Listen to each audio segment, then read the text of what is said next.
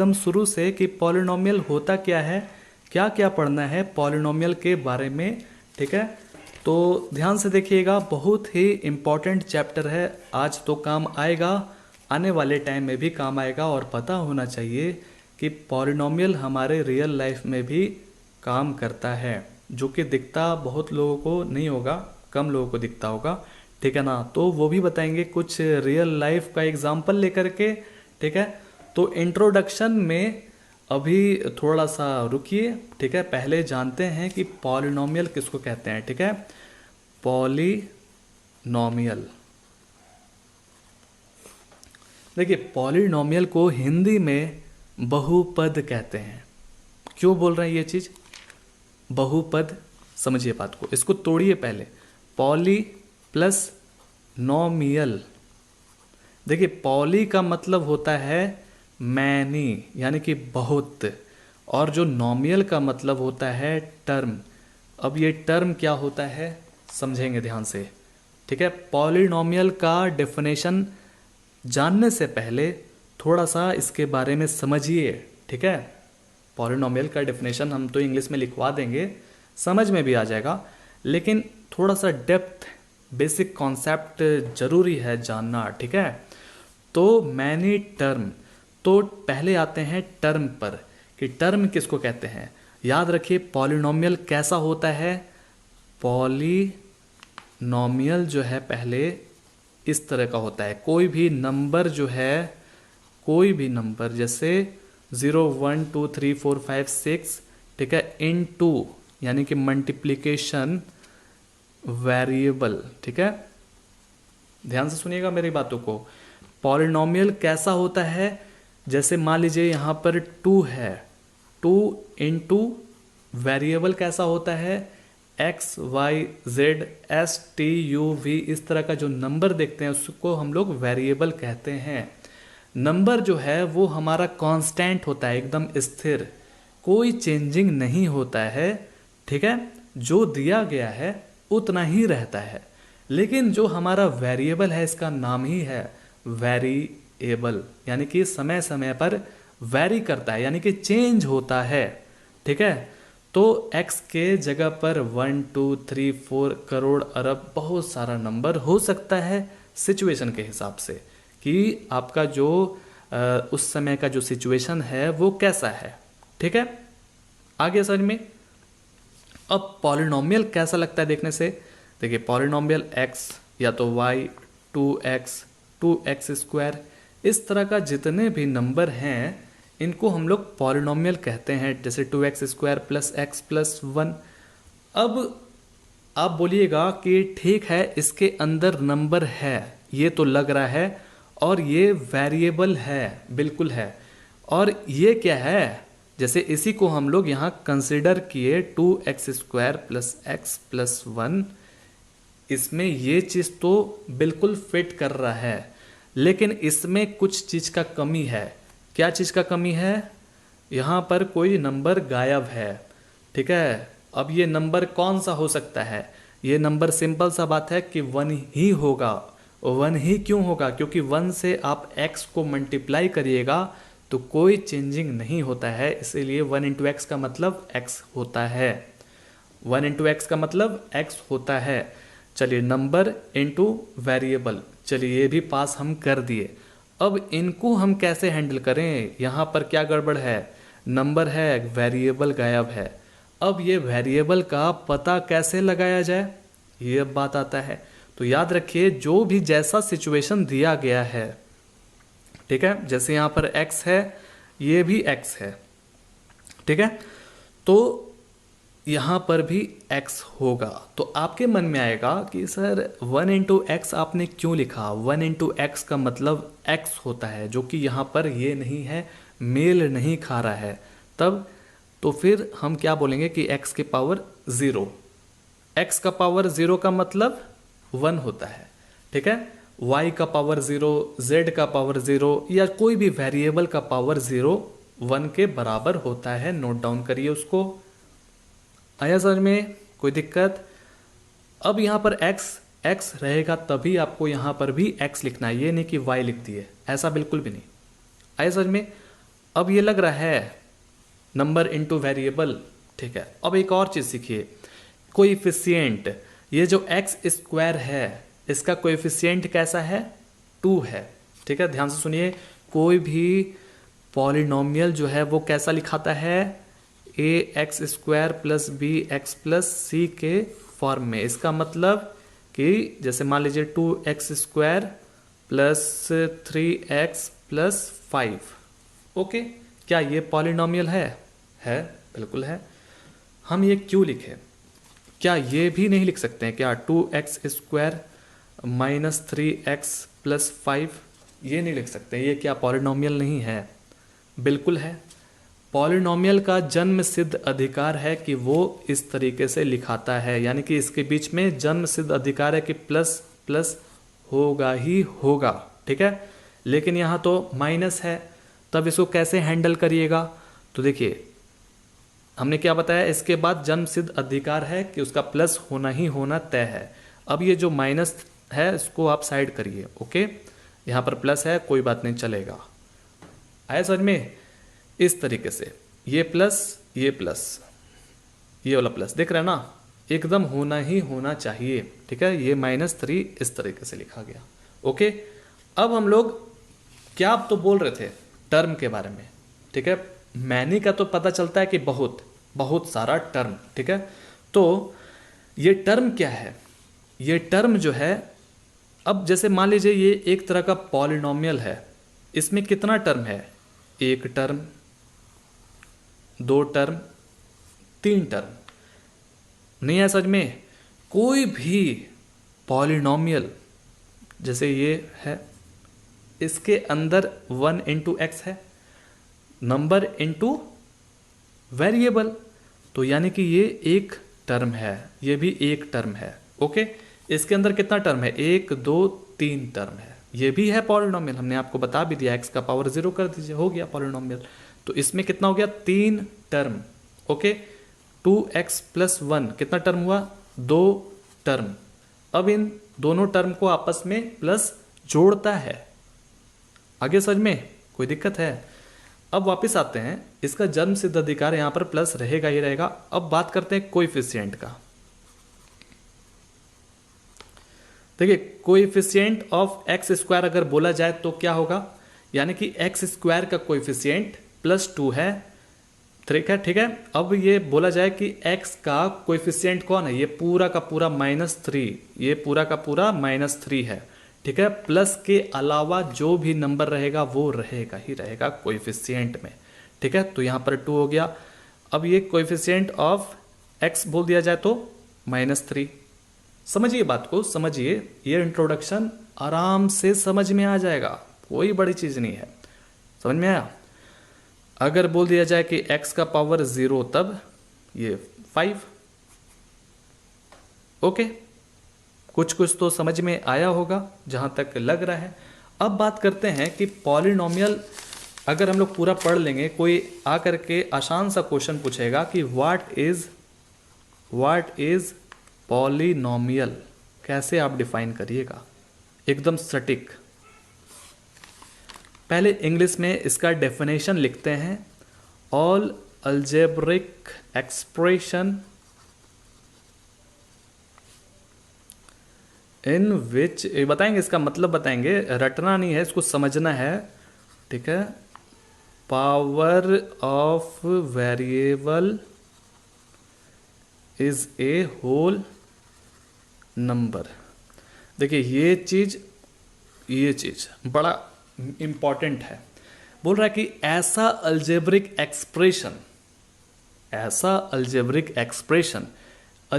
Expression जानते हैं, कोई भी अल्जेब्रिक नंबर, ठीक है, जैसे एक्स वाई जेड या 1 2 3 4, ये भी तो एक तरह से अल्जेब्रिक ही नंबर है, एक्स स्क्वायर 2x स्क्वायर। ऐसा अल्जेब्रिक एक्सप्रेशन आपको चूज करना है जिसका पावर जो है, यानी कि इसका पावर वेरिएबल कैसा होता है, x, ठीक है, वेरिएबल है, इसका पावर कैसा होना चाहिए, होल नंबर से मैच करना चाहिए। होल नंबर क्या है पता है ना, होल नंबर जो 0 से लेकर के शुरू होता है, कहाँ तक, जहाँ तक इंसान का पहुँच है, ठीक है। 1,00,000 करोड़ तक भी या उससे भी ज़्यादा तक जो इंसान गिन सकता है, ज़ीरो इसमें शामिल होता है, यानी कि ज़ीरो से लेकर के बहुत दूर तक। ओके, होल नंबर में कौन नहीं शामिल होता है? नेगेटिव वाला शामिल नहीं होगा, ठीक है। जितने भी फ्रैक्शन हैं जिनको डिवाइड करने के बाद डेसिमल क्रिएट हो जाता है, बन जाता है, पैदा हो जाता है, ठीक है, डेसिमल, यानी कि डेसिमल वाला नंबर, सिंपल सा बात बोलें तो वो नहीं होगा। फ्रैक्शन कोई कोई हो सकता है, कोई कोई नहीं हो सकता है। कौन हो सकता है? जैसे 4/2 एक तरह का फ्रैक्शन ही तो है, तो 4/2 का मतलब क्या होता है?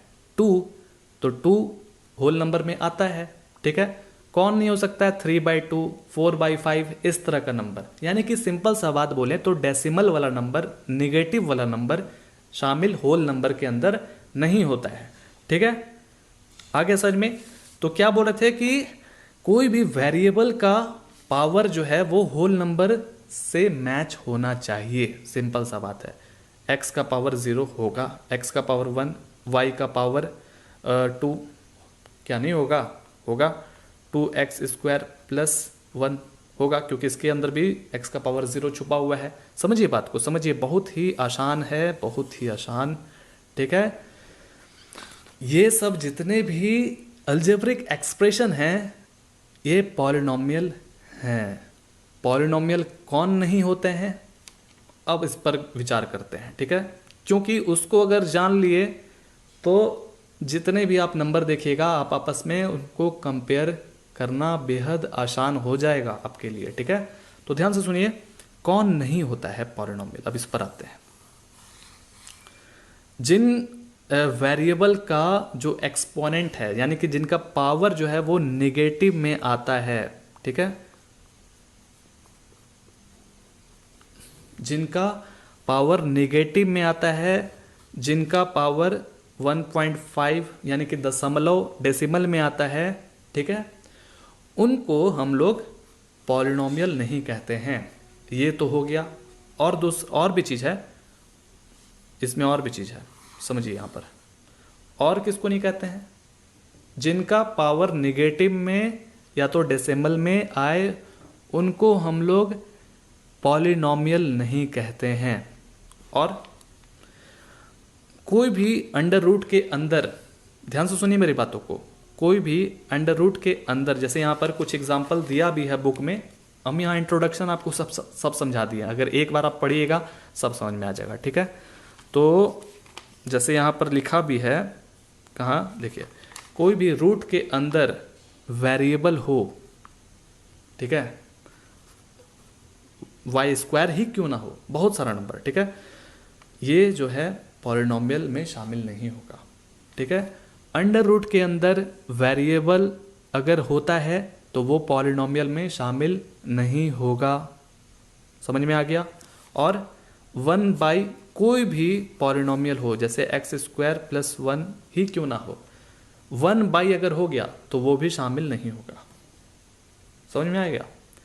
4 ऐसे चीज़ हैं जो पॉलिनोमियल में शामिल नहीं होते हैं। पहला, जो नेगेटिव वाले जितने भी नंबर हैं वो, जितने भी डेसिमल नंबर हैं वो, और तीसरा, रूट के अंदर जितने भी वेरिएबल हैं वो नहीं होते हैं पॉलिनोमियल में शामिल। और 1/, यानी कि जो डेनोमिनेटर में पॉलिनोमियल हो उनको हम लोग पॉलिनोमियल में शामिल नहीं करते हैं। आगे समझ में ये चीज़? चलिए, उम्मीद है समझ में आया होगा। अब एक और चीज़ को कंफर्म करिए यहाँ पर, पॉलिनोमियल में भी डिपार्टमेंट होता है।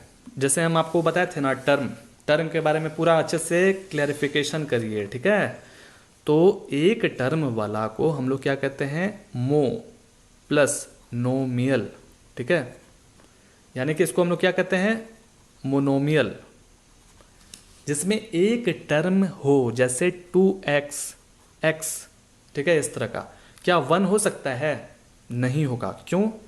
क्योंकि इसके बगल में कोई ऐसा नंबर नहीं है जो इसको साथ दे। जैसे हम चाहते तो 1 × x⁻0 लिख सकते थे, लेकिन अब बोलिएगा कि x का पावर 0 अचानक से आप कहाँ से अपने मन से ले आए?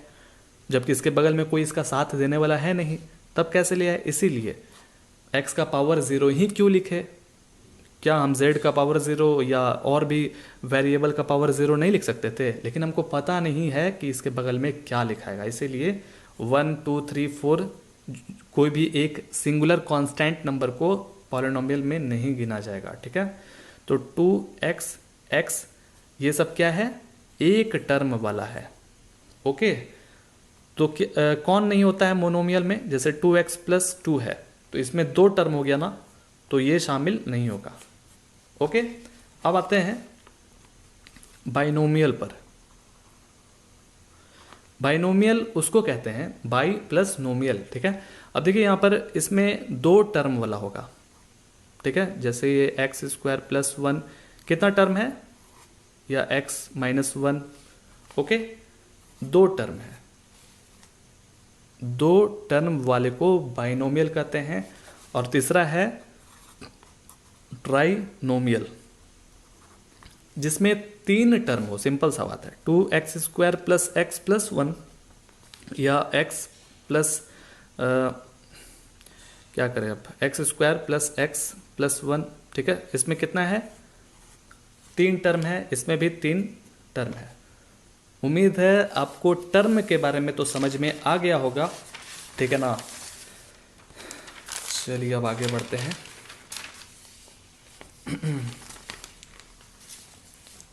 देखिए दोस्तों, अब ऐसा करते हैं कि थोड़ा सा इंट्रोडक्शन को पढ़ते हैं, क्या लिखा हुआ है। ठीक है, बड़ा ध्यान से सुनिएगा।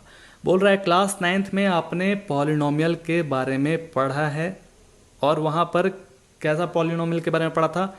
एक वेरिएबल वाला। ठीक है, एक वेरिएबल वाला और उसके डिग्री के बारे में पढ़ा था। अब पहले आते हैं वेरिएबल क्या होता है। देखिए, वेरिएबल हम भी आपको बताए भी थे कि जैसे यहाँ पर x था, y था, z था, ये क्या है? एक वेरिएबल है, अलग अलग टर्म का है। देखिए अलग अलग टर्म है। अब जैसे मान लीजिए कि हम एक पॉलिनोमियल लिखे इस तरह का x² + x + 1, इसमें कितना वेरिएबल है? इसमें एक ही वेरिएबल है ना, x है तो यहाँ पर भी x है, यहाँ पर भी x है, और यहाँ पर भी x है। ठीक है, यानी कि इसका जो वेरिएबल है वो 1 वेरिएबल है। ठीक है, कौन है इसका वेरिएबल? x है। समझ में आ गया? अच्छा, 1 वेरिएबल किसको नहीं कहते हैं ये भी तो जानना चाहिए। जैसे x² + y हो गया मान लीजिए, तो इसके अंदर एक तो ये हो गया x और दूसरा y वेरिएबल, यानी कि इसमें 2 वेरिएबल हो गया, तो ये चीज़ नहीं आएगा। और हम लोग को इसमें 2 वेरिएबल के बारे में पढ़ना भी नहीं है। 2 वेरिएबल हम लोग तीसरे वाले चैप्टर में पढ़ेंगे। समझ में आ रहा है? ये नहीं होगा। Okay, confirm. 3 वेरिएबल कैसा होता है? x + y + z या +1 ही लिख दीजिए ऐसे। इसमें 3 वेरिएबल है। ओके, ये भी नहीं होगा। एक वेरिएबल वाला समझ में आ गया? ऐसा होता है। ठीक है, x ही क्यों ना रहे, ऐसा होना चाहिए, मतलब कॉमा के बाद। ठीक है, या तो 2x² + 1 या हो गया 2z या 2z² + z। z है तो z ही होना चाहिए, दूसरा कोई वेरिएबल नहीं आना चाहिए, एक ही वेरिएबल। आगे समझ में? ये सब आपका 1 वेरिएबल है। ओके, आगे बढ़ते हैं। और उसके डिग्री के बारे में पढ़ा था। अब ये डिग्री किसको कहते हैं? बड़ा ही ध्यान से एकदम प्यार से देखिएगा, सहला के इसको निकाल देंगे। ठीक है, recall that if px is a polynomial in x। क्या बोल रहा है? px को हम लोग क्या कहते हैं? Polynomial in x। p का मतलब पॉलिनोमियल, x का मतलब वही वेरिएबल है। ठीक है, इसका मतलब ये है कि पॉलिनोमियल जो है इन x, पॉलिनोमियल इन x। ठीक है, द हाइएस्ट पावर, ध्यान से सुनिए, बहुत इंपॉर्टेंट चीज है। The highest power of x in px is called the degree of the polynomial. क्या बोला? The highest power of x in px is called the degree of the polynomial. नहीं है सर में, छोड़िए, इस हाईएस्ट पावर को थोड़ा सा माइंड में नोट करिए, हाईएस्ट पावर। ठीक है, चलिए आते हैं डिग्री पर। पहले डिग्री और दूसरा पावर। ओके, दोनों में अंतर है, ठीक है। अब ये जो डिग्री है वो मत समझ लीजिएगा बुखार वाला डिग्री, या क्या नाम है जो एंगल वाला डिग्री है वो चीज़ मत समझिएगा, ठीक है। यहाँ कौन सा कैसा डिग्री के बारे में बात किया जा रहा है और पावर के बारे में कौन सा बात किया जा रहा है। पहले आते हैं पावर पर। मान लीजिए कि हमने एक पॉलिनोमियल लिखा 2x² प्लस x प्लस 1, ठीक है। इनमें जो पावर है वो कितना है, x का पावर बोलते ना, x का पावर 2, x का पावर 1, इसमें भी है छुपा हुआ x का पावर 0, ठीक है। यानी कि इसमें जो पावर है वो कितना है, 2 है, 1 है, 0 है ना। डिग्री किसको कहते हैं, डिग्री हम लोग उनको कहते हैं कि आपको जो भी पॉलिनोमियल दिया हुआ है उनमें सबसे ज़्यादा पावर वाला को ही डिग्री कहते हैं। यहाँ वही चीज़ था, हाईएस्ट पावर, ठीक है, px, यानी कि कोई भी पॉलिनोमियल है जो कि x से रिलेट करता है, ठीक है। जैसे यहाँ x से रिलेट कर रहा है ना, समझ रहे हैं बात को, बड़ा आसान है। इसमें डिग्री कितना होगा, इसका जो डिग्री है पूरा पॉलिनोमियल का कितना हो जाएगा, सबसे ज़्यादा कौन है, 2, तो 2 हो जाएगा इसका डिग्री। आगे समझ में, ऐसा पॉलिनोमियल जिसके अंदर सबसे ज़्यादा पावर हो उसी को सिर्फ हम लोग डिग्री के रूप में लिखते हैं, ठीक है। ये नहीं कि डिग्री के अंदर 1 लिख दिए, 0 लिख दिया, ऐसा बिल्कुल भी नहीं। डिग्री मात्र एक ही होगा, जो सबसे ज़्यादा होगा वही होगा। समझ में आ गया। अब देखिए यहाँ पर 3x² 200 plus 2x 98 plus 2x का पावर 2, ओके। इनका पावर 200 है, 98 है, 2 है पावर। अब इनमें अब बोले जाएगा कि इसका जो डिग्री है वो बताइए, तो इसका जो डिग्री है वो कितना हो जाएगा, 200, ठीक है। उम्मीद है आपको समझ में आ गया होगा, जो हाईएस्ट पावर का रहेगा वही डिग्री के अंदर जाता है, ओके। चलिए अब थोड़ा सा समझते हैं। एक और चीज़ है दोस्तों इसके बाद, अरेंजमेंट का, क्योंकि डिग्री से ही कुछ याद आता है अरेंजमेंट का। क्या है ये अरेंजमेंट, देखिए मान लीजिए आपके बुक में दिया भी जाएगा ऐसा पॉलिनोमियल, जैसे आप ज़्यादातर देखे होंगे, कभी सोचे हैं कि 3x⁴ 2x³ 2x⁴ ऐसे इस तरीके से लिखा हुआ रहता है। आपका नज़र कभी ना कभी गया होगा कि जिसका जो पावर है ज़्यादा उसी को हम लोग पहले लिख रहे हैं, फिर उसके बाद जो है उसको लिख रहे हैं, फिर उसके बाद ऐसे करके, मतलब कि जिसका हाईएस्ट डिग्री नहीं, हाईएस्ट पावर से हाईएस्ट पावर होते हुए लोवेस्ट में चला जाए। नहीं समझ में आया। जैसे यहाँ देखिए हाईएस्ट पावर 4 है, फिर उससे कम 4 से कम 3, फिर 3 से तो कम 1 है ना, है कि नहीं, और यहाँ पर x का पावर 0 यहाँ एंड कर गया। समझ में आ रहा है, यानी कि हाईएस्ट से लोवेस्ट में जाना है। इस तरीके से अरेंजमेंट किया जाता है। जैसे मान लीजिए आपको कभी क्वेश्चन इस तरीके से गलत तरीके से दे दिया जाए, कैसे 5x⁹ 8x⁴ 200, फिर उसके बाद 10x⁴ 298 x⁴ प्लस 1, ठीक है। समझ में आ रहा है, इस तरीके से मान लीजिए दे दिया गया, तो आपको यहाँ पर चेक करना है कि सबसे ज़्यादा जो पावर है वो किनका है, इनका है। तो जिनका सबसे ज़्यादा रहेगा उनको यहाँ पहले लिखेंगे, ठीक है। 10x⁴ 298, फिर इनको लिखेंगे, मतलब कि बड़े से छोटे में जाएंगे, ठीक है, बड़े से होते हुए छोटे तरफ की ओर जाएंगे। अब यहाँ पर देखिए इसका पावर ज़्यादा है। समझ में आ रहा है सब चीज़ अच्छे से, कोई दिक्कत नहीं ना है। चलिए हो गया सब चीज़, ठीक है। अब देखिए यहाँ पर जो है 200 हो गया, 298 हो गया, और भी कोई है यहाँ पर देख लीजिए x⁴ है और 1 हो गया। इस तरीके से अरेंज किया जाता है, फिर उसके बाद क्वेश्चन को बनाया जाता है। चलिए अब आते हैं हम लोग इंट्रोडक्शन में, एक बार पढ़िएगा सब समझ में आ जाएगा, ठीक है। Highest degree of the polynomial यहाँ तक समझ में आ गया था। फॉर एग्जाम्पल के रूप में देखिए 4x + 2, जैसे यहाँ पर कोई एक पॉलिनोमियल दिया गया, अब इनका डिग्री बताना आपको। तो डिग्री जो है वो x का पावर 1 सबसे ज़्यादा है यहाँ पर भी है x छुपा हुआ, उसका पावर लेकिन 0 है। तो 1 बड़ा है कि 0, तो इसका 1 जो है डिग्री निकल कर सामने आएगा। देखिए यहाँ डिग्री 1 है ना। अब 2y² - 3y + 4, इसका सबसे ज़्यादा कौन है? 2 है, तो 2 यहाँ डिग्री आ गया।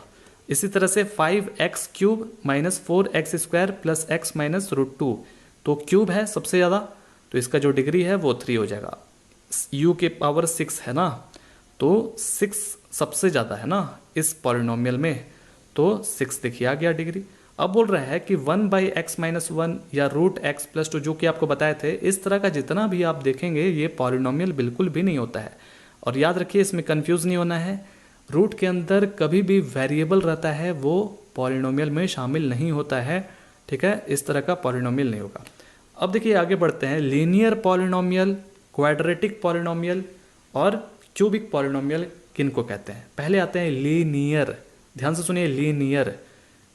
लीनियर का क्या है फंडा, कि ऐसा पॉलिनोमियल जिनका डिग्री 1 हो, उनको हम लोग लीनियर पॉलिनोमियल कहते हैं। जैसे 2x - 3 है, इसका डिग्री 1 है ना, तो ये शामिल हो जाएगा इसके अंदर। √3, अब यहाँ से कंफ्यूजन मत होइएगा, हमने आपको क्या बताया था, रूट के अंदर वेरिएबल होगा वो पॉलिनोमियल नहीं होता, लेकिन यहाँ रूट के अंदर कोई नंबर है, ठीक है, रूट के अंदर कोई नंबर है, इसीलिए ये पॉलिनोमियल होगा और x अलग से लिखा हुआ है, ठीक है। ऐसे में y + √2, इस तरह का जितना भी नंबर है सब क्या है, इसका पावर 1 है, पावर 1, इसमें भी पावर 1, मतलब कि इसका डिग्री 1 है, सिंपल सा बात है, उसको हम लोग लीनियर पॉलिनोमियल कहते हैं। उम्मीद है समझ में आ गया होगा। क्वाड्रेटिक का क्या है, जिसका डिग्री 2 हो, ठीक है, जैसे y² - 2 है, इसका डिग्री 2 है ना। और इसी तरह से आप तो समझ गए होंगे, बहुत ही आसान है डिग्री निकालना। और क्यूबिक में क्या होता है, जिसका डिग्री 3 हो, ठीक है, 2 - x³, इस तरह का जितना भी नंबर है, पढ़ लीजिएगा, बुक को पढ़िएगा अच्छे से और समझ में आएगा, ओके। उसको हम लोग क्या कहते हैं, क्यूबिक पॉलिनोमियल। क्यूबिक पॉलिनोमियल को हम लोग इस तरह से जनरल फॉर्म में लिखते हैं, ax³ + bx² + cx + d, ठीक है। और इसमें भी मिल जाएगा आपको, अभी बनाते जाएंगे तो और समझ में आएगा दोस्तों, इसको पढ़िएगा।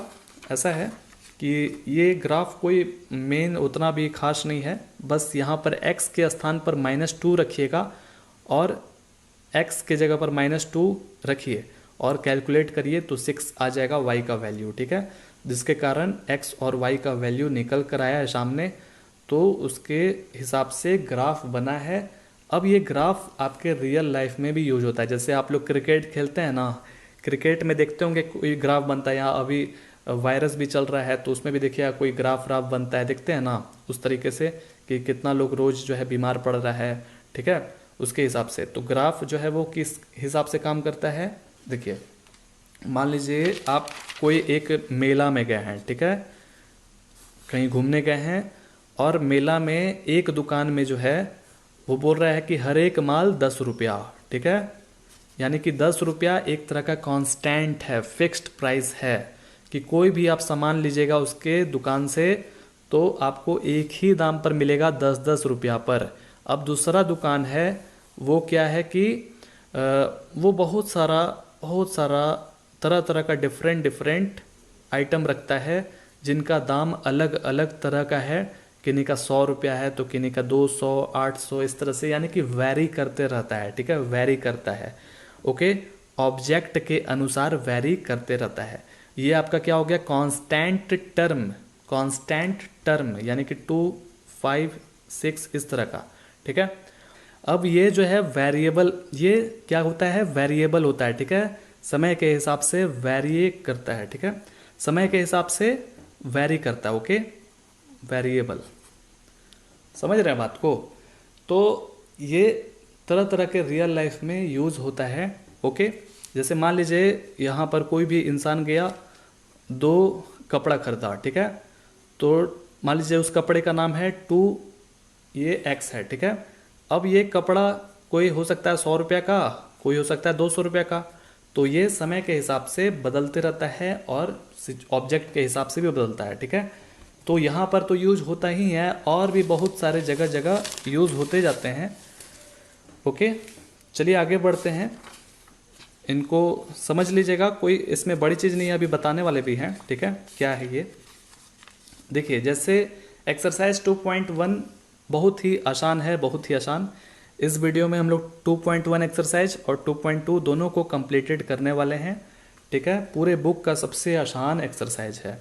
देखिए, बोल रहा है कि the graph of y is equal to p x. ध्यान से सुनिए, नीचे जो दिया हुआ है ग्राफ वो कैसा है, y is equal to p x. P x हम आपको बताए थे ना कि polynomial in x are given in figure number 2.10, जो भी है ये पूरा, ठीक है। For some polynomial p x, for some polynomial p x find the number of zeros of p x in each case. देखिए ध्यान से सुनिएगा, हम लोग को यहाँ पर नंबर ऑफ जीरोज निकालना है। अब ये नंबर ऑफ जीरोज क्या होता है, ये कैसे पता करेंगे, क्या है ये। देखिए यहाँ पर बात किया जा रहा है पी एक्स के अकॉर्डिंग, पी एक्स यानी कि पॉलिनोमियल इन एक्स। तो यहाँ पर 2 एक्सिस दिया हुआ है, 2 कोऑर्डिनेट्स है, एक y दूसरा x एक्सिस, ठीक है। अब यहाँ पर आपको टारगेट करना है x को, तो ये है आपका x एक्सिस, ठीक है। देख रहे हैं, ध्यान से सुनिए, बड़ा ही आसान है। x को टारगेट करिए। क्यों हम x को टारगेट किए, क्योंकि ऊपर क्वेश्चन ही दिया हुआ है ऐसा। अगर मान लीजिए कि यहाँ पर x is equal to p y देता, तब हम उसको टारगेट करते किसको, y को, ठीक है। लेकिन ऐसा यहाँ नहीं है, x को टारगेट करना है। क्या करना है कि आपको जीरोस निकालना है। ये जीरोस कैसे निकलता है, कोई भी एक कर्व लाइन, कोई भी एक कर्व लाइन, जैसे यहाँ पर भी देखिएगा, ठीक है, कोई भी एक कर्व लाइन जो है x कोऑर्डिनेट को जितने बार काटेगा, जितने बार मतलब कि ऊपर से नीचे इस तरीके से, ठीक है, जितने बार कट करेगा उतना बार जीरोस का संख्या बढ़ते जाएगा, ठीक है। समझे बात को, कैसे, देखिए जैसे यहाँ पर इस x एक्सिस में कोई भी ऐसा कर्व है जो इनको काट रहा है, कोई भी कट नहीं कर रहा है, ठीक है, तो इसमें नो जीरोस हो जाएगा। इसमें देखिए तो कोई है, हाँ, ये एक बार काटा गया, यहाँ पर ये कर्व जो है x एक्सिस को काटा ना, ये भी देखिए यहाँ पर 1 जीरोस हो जाएगा। इसमें एक बार काटा गया, दूसरा, तीसरा, ठीक है, एक बार, 2 बार, 3 बार, तो 3 जीरोस हो जाएगा। इसी तरह से इसमें 2 जीरोस, इसमें 1 2 3 4, और इसमें थोड़ा सा समझना होगा, ठीक है, ये थोड़ा सा कंफ्यूज कर सकता है। तो चलिए लिख लेते हैं एक्सरसाइज 2.1। पहला क्वेश्चन में कोई भी जीरोस नहीं होगा, क्योंकि x एक्सिस को कोई भी ऐसा कर्व नहीं काटा है, नो जीरोस। दूसरा में एक बार काटा गया है, ठीक है, तो 1 जीरोस हो जाएगा, ठीक है, 1 जीरोस। तीसरा में 1 2 3 बार, 3 जीरोस। और चौथा नंबर 1 2 बार काटा गया,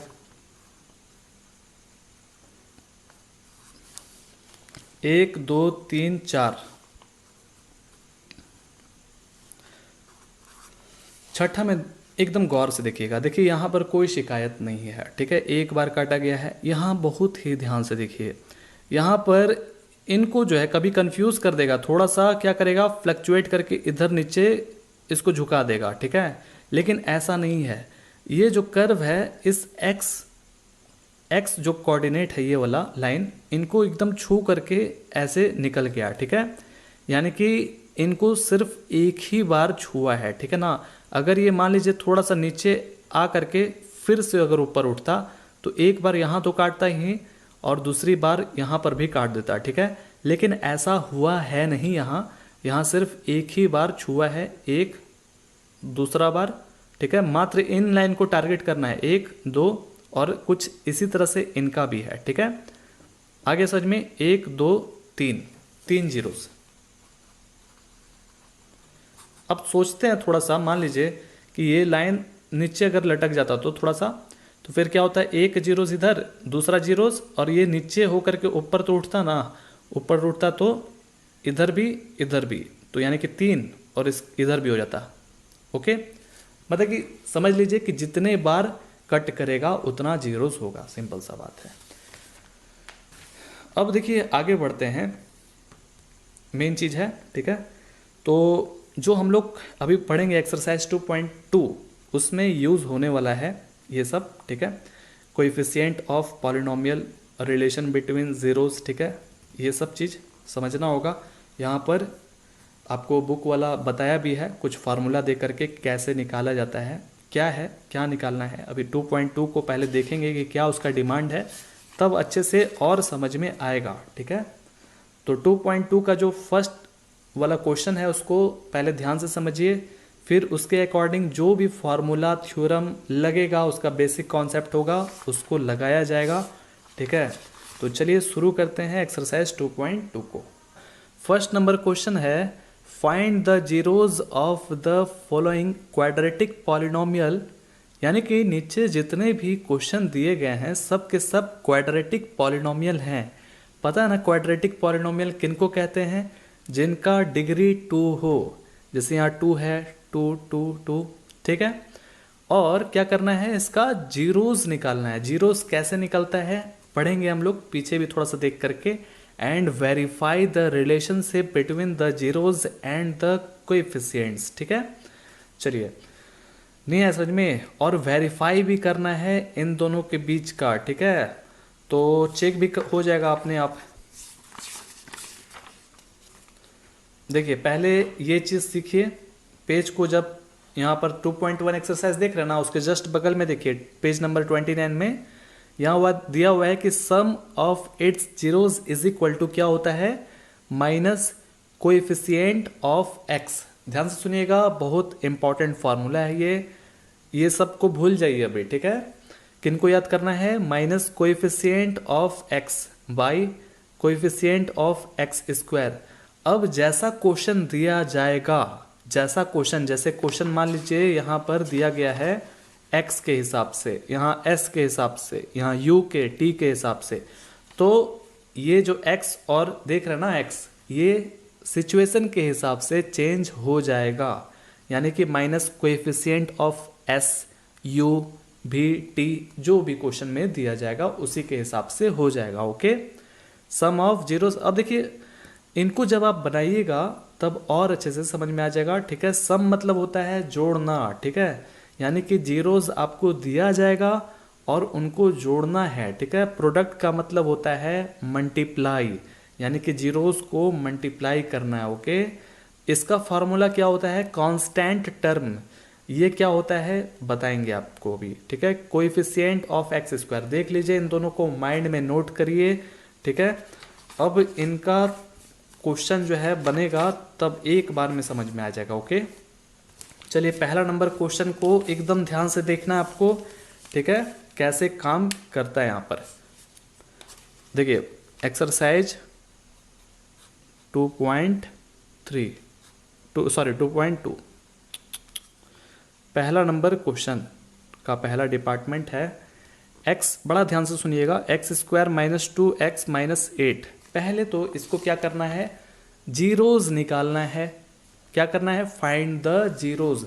तो कैसे निकलेगा, यानी कि x का वैल्यू कब जीरो होना चाहिए। नहीं समझे बात को, जैसे हम आगे अभी जो बनाएंगे क्वेश्चन वो तो आपको समझ में आ जाएगा, रट लेंगे या तो प्रैक्टिस करेंगे तो याद हो जाएगा।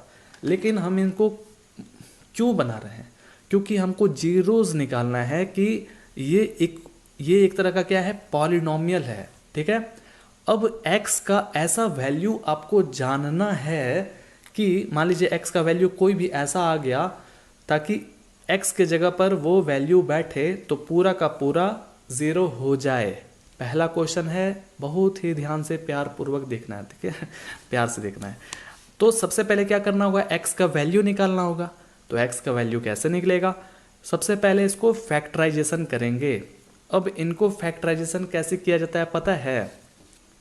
अगर पता है तो डायरेक्ट बनाइए स्पीड में, नहीं पता है तो बारीकी से समझिए।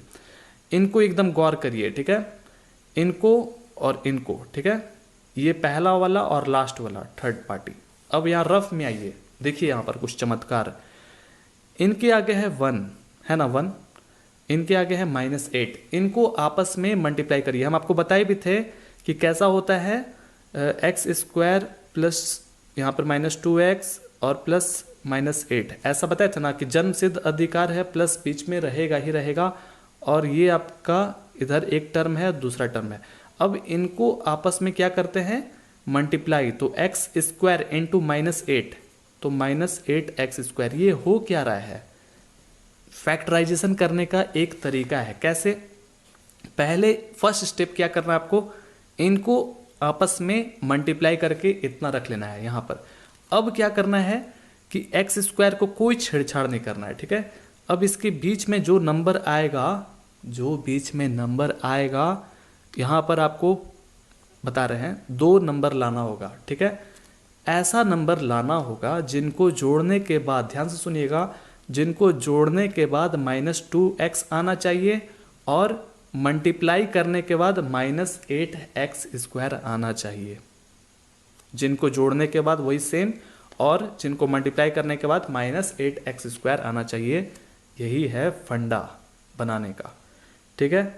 तो बहुत सारा नंबर है जिनको आप जोड़ घटाव करके -2x ला सकते हैं, लेकिन वैसा ही नंबर 2 चूज करना है जिनको मल्टीप्लाई करने के बाद -8x आए। तो कौन सा है ऐसा नंबर है, तो माइनस को यहाँ पर बड़ा रखना होगा क्योंकि वो बड़ा है, ठीक है, माइनस है ना साइन यहाँ, -4x प्लस 2x आए सर में। अब ये माइनस प्लस कितना होता है, माइनस हो जाता है 4 into 2 8, x into x x²। आगे सर में, हाँ ये है, बिल्कुल फिट कर रहा है। और इनमें जब आप घटाइएगा तो -2x आ भी जाएगा, माइनस प्लस माइनस होता है और दोनों में से घटेगा तो साइन बड़ा है माइनस का, जो कि आ गया, ठीक है। अब ये -8 ऐसे लिखा गया। जब ये आ गया तो समझ लीजिए कि आपका 75% क्वेश्चन आसान हो गया, ठीक है। अब इनको क्या करना है, पेयर में बांटना है, ठीक है, समझ रहे हैं, पेयरिंग करना है। तो अब क्या करेंगे कि इनमें और इनमें ऐसा क्या कॉमन है जो दोनों में शामिल है, दोनों में शामिल। तो ये x इसमें भी है, x इसमें भी है, तो x को बाहर कॉमन निकालिए। अब यहाँ क्या रखेंगे, x ही रखना पड़ेगा ताकि इनमें मल्टीप्लाई करें तो x² हो जाए। अब यहाँ पर क्या रखेंगे, -4, ये चीज़ पता है ना। अब मान लीजिए नहीं भी पता है तो इसको आप मल्टीप्लाई करके आपस में चेक करिए कि ऊपर के बराबर आ रहा है या नहीं। तो देख रहे हैं कि x इंटू एक्स x² आ रहा है, x इंटू -4 यानी कि -4x आ रहा है, ठीक है, यहाँ तक हो गया। अब इनमें देखिए कॉमन कौन है, 2 इसमें भी, 2 इसके अंदर भी छुपा हुआ है क्योंकि 2 4 जा 8 होता है। तो ऐसा करिए। अब याद रखिए ये चीज़ आने वाले ब्रैकेट में भी एकदम सेम होना चाहिए, x -4 तभी होगा। कैसे, देखिए आप जब +2 बाहर निकालिएगा कॉमन, नहीं समझे, 2 को बाहर, ये चीज़ याद रखिए कि यहाँ का पार्टी हरदम सेम होता है, ठीक है। तो 2x हो जाएगा, प्लस माइनस माइनस 4 2 जा 8 आ गया। बस अब क्या करना है, इनको और इनको एक जगह लिखा जाता है, ठीक है, और इनको एक जगह, यानी कि x प्लस 2 और ये x -4, ठीक है, इस तरीके से। उम्मीद है आपको समझ में आया होगा। ओके, ये आया। अब यहाँ से हमको x का वैल्यू निकालना है। कितना वैल्यू निकालना है, x का वैल्यू निकालना है ऐसा ताकि उस पर रखा जाए तो वो 0 हो जाए, ठीक है। तो आपको एक स्टेटमेंट लिखना होगा, एग्जाम में इसी तरह से बनाना है, ठीक है, समझ रहे हैं। तो लिखिए, आप अपने एग्जाम्पल, पीछे एग्जाम्पल से भी हेल्प ले सकते हैं, ठीक है। The value of x² -2x -8, यहाँ तक लिखा आपने। फिर उसके बाद ये 0 कब होगा, ये है जानना, ठीक है, ये 0 कब होगा। If x plus 2 is equal to 0, ठीक है। और क्यों लिखा हमने, या तो इससे भी ये होगा 0 निकलेगा और एक इधर से भी निकलेगा, यानी कि x minus 4 is equal to 0, ठीक है। यानी कि इसको और इसको 0 के बराबर रखे ताकि हम x का वैल्यू निकाल सके। तो x का वैल्यू कितना निकलेगा, ये +2 उधर जाएगा तो -2 हो जाएगा, -4 उधर जाएगा तो 4 हो जाएगा, ठीक है। और है ना, इसके बीच में क्या है, और मतलब कि जब आप, इससे फायदा क्या हो रहा है, ध्यान से सुनिए मेरी बातों को। जब आप x का वैल्यू -2 इसमें पुट करिएगा, जब आप रखिएगा तो देखिएगा ये पूरा का पूरा 0 हो जाएगा। अगर विश्वास नहीं है तो हम आपको दिखलाते हैं, ठीक है। x का वैल्यू, मजा आएगा ये सब चीज़ देखने में। x का वैल्यू -2 है ना, और इक्वेशन है कितना है, x² - 2x - 8, ठीक है। x की जगह पर -2 का स्क्वायर और यहाँ पर -2 - 8, -2 का स्क्वायर करिएगा तो 4 हो जाएगा, माइनस माइनस प्लस 4 और यहाँ पर -8। अब 4 4 8 हो गया, 8 में से 8 0 हो गया ना। तो ये बिल्कुल सही है, इससे आप चेक भी कर सकते हैं अपना आंसर, ठीक है। मतलब कि जब आप x के जगह पर -2 रख दीजिएगा तब भी 0 हो जाएगा, और साथ ही x का वैल्यू 4 भी रखिएगा तब भी 0 हो जाएगा। आगे समझ में, ये था मैजिक। अब चलिए, ये तो हमारा जीरोस निकल गया, x इज इक्वल टू -2 4। और भी कुछ करना है साथ में, ठीक है ना। जीरोस तो निकल गया क्वाड्रेटिक पॉलिनोमियल का। वेरीफाई, ध्यान से सुनिए मेरी बातों को, verify the relationship between the zeros and the coefficient. तो देखिए यहाँ पर आपको इसके बाद क्या करना है, पीछे थोड़ा सा पेज पलटिए। पहला क्वेश्चन है ना, आपको अच्छे से समझना होगा। जैसे यहाँ पर एग्जाम्पल देखिए, है ना, ऐसा ही क्वेश्चन है। इसको सबसे पहले क्या किया गया, x का वैल्यू -2 -5 निकाला गया, फिर उसके बाद सम ऑफ जीरोस और प्रोडक्ट ऑफ जीरोस, ठीक है। यानी कि वेरीफाई करना है रिलेशनशिप बिटवीन जीरोस। जैसे जीरोस में कौन कौन सा होता है, सम ऑफ जीरोस होता है और प्रोडक्ट ऑफ जीरोस होता है। सम ऑफ जीरोस का फॉर्मूला ये है, अभी बनाएंगे, सब आ जाएगा आपके माइंड में, ठीक है। तो इसके बाद क्या करना होगा, आपको वेरीफाई करके देखना है। कैसे वेरीफाई करना है देखिएगा। सबसे पहले सम ऑफ जीरोस, पहला क्वेश्चन है इसीलिए धीरे धीरे बना रहे हैं। सम ऑफ जीरोस जो है हम कहाँ से लाएं, बता रहे हैं, है आपके पास। ये है आपका जीरोस -2 और 4, ठीक है। इसके जगह पर लिखा जाएगा, जैसे यहाँ पर है ना, तो इन दोनों को क्या करना है, जोड़ना है। सम मतलब जोड़ना, ठीक है। ये प्लस कहाँ से आया, इसके कारण, -2 पहले से था और इधर 4, ओके, इज इक्वल टू। इसके बाद क्या लिखाता है, ध्यान से सुनिएगा, माइनस बाहर रहेगा, कोएफिशिएंट, देखिए यहां पर है ना, कोएफिशिएंट ऊपर क्या होता है, x, ठीक है। डिनोमिनेटर में कोएफिशिएंट, शॉर्टकट में लिख दे रहे हैं कोएफिशिएंट ऐसे, ऑफ x², ठीक है। यानी कि x² का पार्टी जो है वो हरदम नीचे रहेगा डिनोमिनेटर में। आया समझ में। अब ये कोएफिशिएंट क्या है, हम शुरू में आपको इंट्रोडक्शन में बताए भी थे कि कोएफिशिएंट किसको कहते हैं, ठीक है। तो गौर करिए, x का बात किया जा रहा है, तो यानी कि x के आगे का नंबर बताइए, x के आगे का नंबर खोजेंगे। x यहाँ पर है, आगे का नंबर यानी कि -2, ये पूरा आ जाएगा, याद रखिएगा। प्लस बीच में जन्म सिद्ध अधिकार है, -2 जो है, ध्यान से देखिए, -2 ये आएगा, ओके। तो माइनस पहले से है, कोई छेड़छाड़ नहीं। कोएफिशिएंट ऑफ x कितना है, -2, ठीक है, -2। अब कोएफिशिएंट ऑफ x² के आगे 1, ठीक है। आगे समझ में। अब क्या करना है, इनको जोड़ घटाव करिए, माइनस प्लस माइनस होता है, 4 में से 2 घटेगा 2, साइन बड़ा है, प्लस का जीत गया। अब माइनस माइनस प्लस 2, अब देखिए क्या 2 के बराबर 2 होता है, हाँ होता है, बिल्कुल बराबर होता है। तो अब ये वेरीफाई हो गया कि हाँ, जो हमने अभी तक जितना भी क्वेश्चन बनाया है वो सही डायरेक्शन में जा रहा है, बिल्कुल बराबर आ रहा है। आप इससे भी अपना आंसर का पता लगा सकते हैं कि मेरा आंसर सही आ रहा है या नहीं। अब क्या है, सम के बाद प्रोडक्ट का बारी, ठीक है। प्रोडक्ट ऑफ जीरोज, ठीक है। प्रोडक्ट ऑफ जीरोज में क्या होता है, ऊपर कांस्टेंट टर्म, ये क्या होता है बता रहे हैं, कांस्टेंट टर्म बाई, और कोएफिशिएंट ऑफ एक्स स्क्वायर इसमें भी नीचे होगा, ठीक है। कोएफिशिएंट लिख दीजिएगा, उतना कोई दिक्कत वाली बात नहीं है, x square, okay. Product of zeros के नीचे क्या लिखाएगा, 2 जीरोज निकला था ना, वही चीज, -2 इंटू 4, -2 इंटू 4। कांस्टेंट टर्म कहाँ से आएगा, ये -8 क्या है, कांस्टेंट टर्म है, बताए भी थे, तो -8 हो जाएगा। और एक्स स्क्वायर का आपको पता ही है 1, ओके।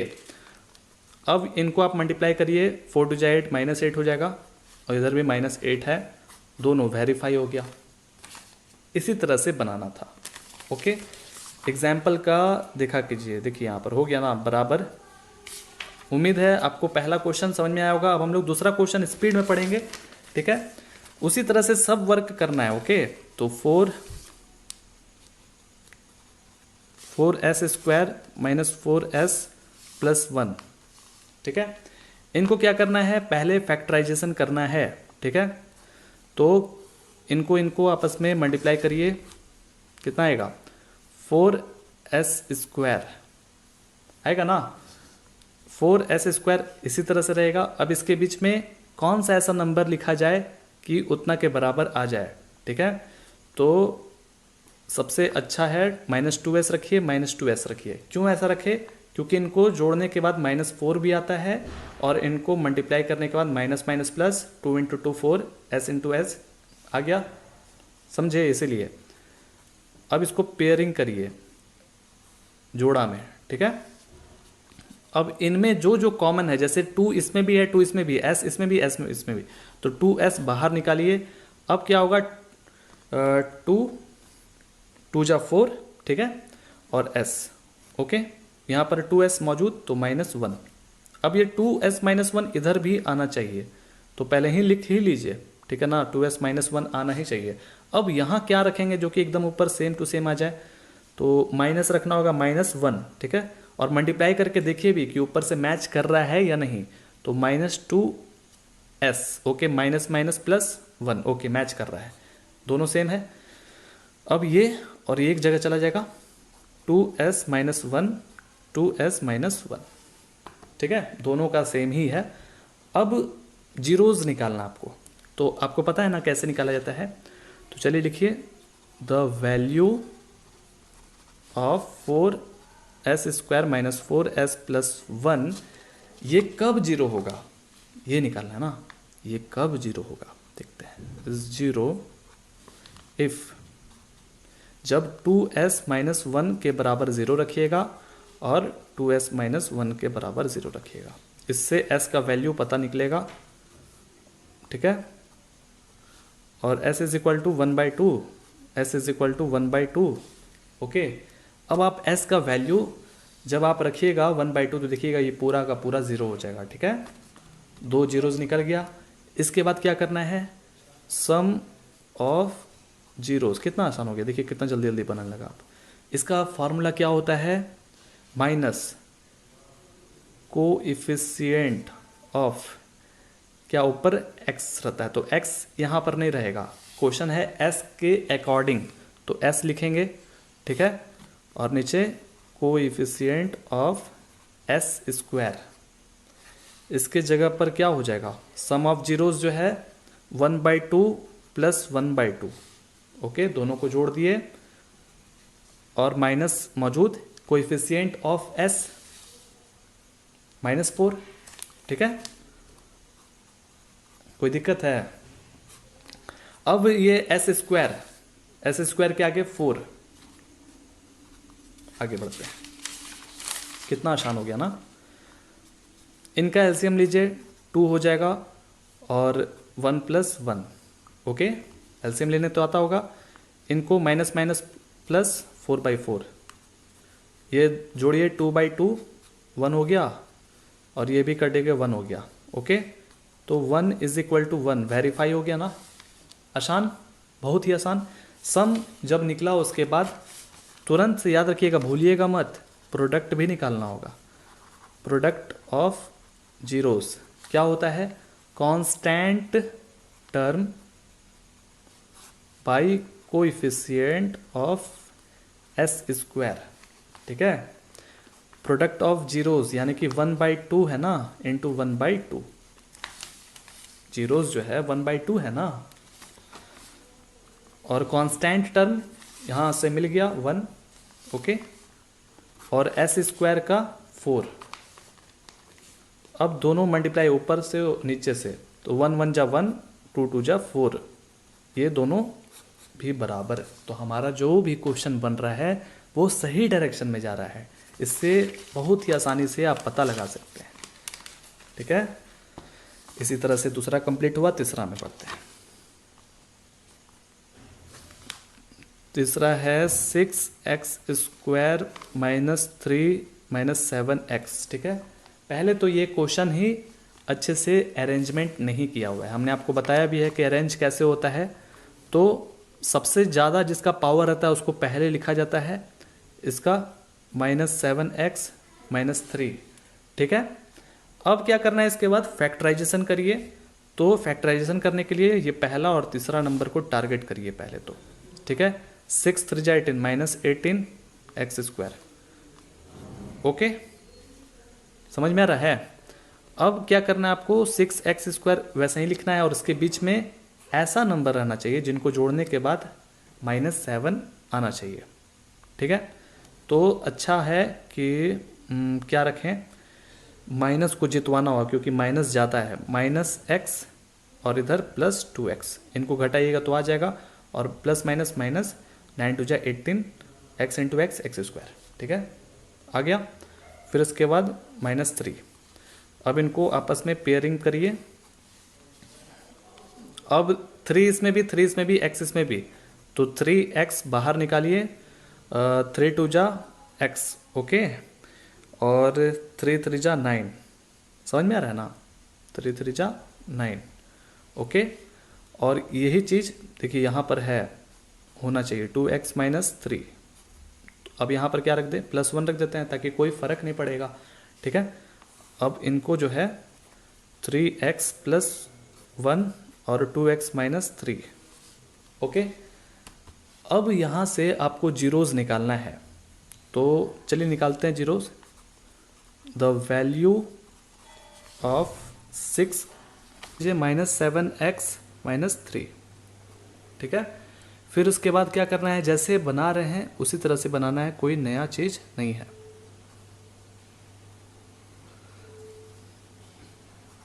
इफ़ जो आपका निकला है 3x + 1 = 0 और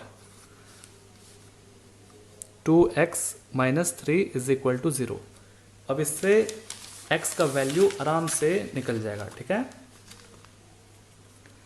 और 3x = 1 उधर जाएगा तो -1 हो गया, 2x ये -3 उधर जाएगा तो 3 हो गया, x = -1/3, x = 3/2। आए समझ में? तो यानी कि इससे ये पता चला कि x का ये वैल्यू अगर इस पर रखा जाए तो ये पूरा का पूरा 0 हो जाएगा। ठीक है, आगे समझ में? पता ही होगा, अब तो इतना बता दिए। तो इसके बाद क्या करना है हम लोग को, इसके बाद सम ऑफ, नहीं पहले लिखिए कि हाँ ये वैल्यू जो है अगर रखा जाएगा तो हो जाएगा। ठीक है, तो ये चीज़ तो लिख ही दिया है यहाँ पर कि इसका वैल्यू ये होगा तो ये पूरा 0 हो जाएगा। ठीक है, तो हाँ वही सम ऑफ जीरोस करिए। सम ऑफ जीरोस कितना होता है, माइनस कोएफिशिएंट ऑफ x, यहाँ x का है ना case, by coefficient of x²। इसके जगह पर यानी कि सम ऑफ जीरोस के जगह पर क्या हो जाएगा, -1/3 + 3/2 = कोएफिशिएंट ऑफ एक्स कितना है,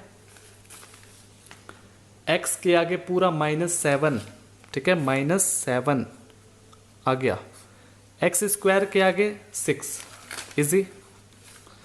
अब इनका एलसीएम निकालिए, 3 2 जा 6 हो गया, 3 में से डिवाइड करेंगे, 2 बार में जाएगा, -2, 2 3 जा 3 3 जा 9, माइनस माइनस प्लस 7/6, और इधर माइनस प्लस माइनस घटेगा 7/6, 7/6 आ गया बराबर।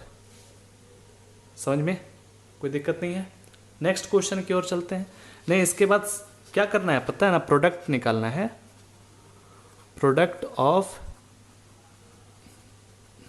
जीरोज। ओके, क्या होता है, constant term by coefficient of x square. Product of zeros के नीचे क्या उतरेगा, -1/3, 3/2। कांस्टेंट टर्म के जगह पर -3, ठीक है। और आपको बता दें कि कोएफिशिएंट ऑफ एक्स स्क्वायर यहाँ लिखे भी थे, क्या था उसका, 6 था ना। अब तो आप कर लीजिएगा दोस्तों, इसको आप मल्टीप्लाई करिए, -3, 3 2 जा 6। अब देखिए दोनों तरफ बराबर, इधर भी सेम सेम, इसका मतलब ये वेरीफाई हो गया। ऐसे ही बनाना था। क्वेश्चन नंबर 3 भी कंप्लीटेड। आगे बढ़ते हैं, next question, question number 4, 4u² + 8u, इसको कैसे बनाए। देखिए u है ये, ठीक है ना, तो अब इसमें तो 2 ठो है, मात्र 2 टर्म है ना, तो इसको कैसे बनाया जाए। इसमें क्या वैसे ही करेंगे, नहीं, इसमें कोई ज़्यादा दिमाग नहीं लगाना है। इसमें 4u है, इसमें भी 4u छुपा हुआ है, निकालना होगा। तो 4u को बाहर कॉमन निकालिए, ठीक है। तो यहाँ पर क्या होगा, u होगा, ताकि फिर से मल्टीप्लाई करें तो 4u × u, 4u² हो जाए, प्लस अब यहाँ पर 2 हो जाएगा। समझे, नहीं समझे, ये u है, u, ठीक है, ये भी u है, ये 4 है, या तो 4 को आप ऐसे लिखिए, ठीक है। तो 4u ऐसे, u + 2 आ गया। कितना आसान था, जो हार्ड लग रहा था वही आसान निकला। ओके, अब ये वैसा ही बन गया है जैसे हम लोग पहले निकालते थे, ठीक है ना। तो अब लिखिए, the value of 4u² + 8u, ठीक है, ऐसे। इस 0 कब होगा 0, जब 4u = 0 रखिए, और या तो u + 2 = 0 रखिए, ठीक है। तो u ये उधर जाएगा तो 0 हो गया, ये उधर जाएगा तो -2। समझ में आ रहा है, 2 जीरोज निकल गया। 0 यहाँ पर रखिएगा, u के जगह पर पूरा 0 हो जाएगा, u के जगह पर -2 भी रखिएगा तब भी 0 हो जाएगा। ओके, इसके बाद क्या किया जाता है, इसके बाद सम ऑफ जीरोज किया जाता है।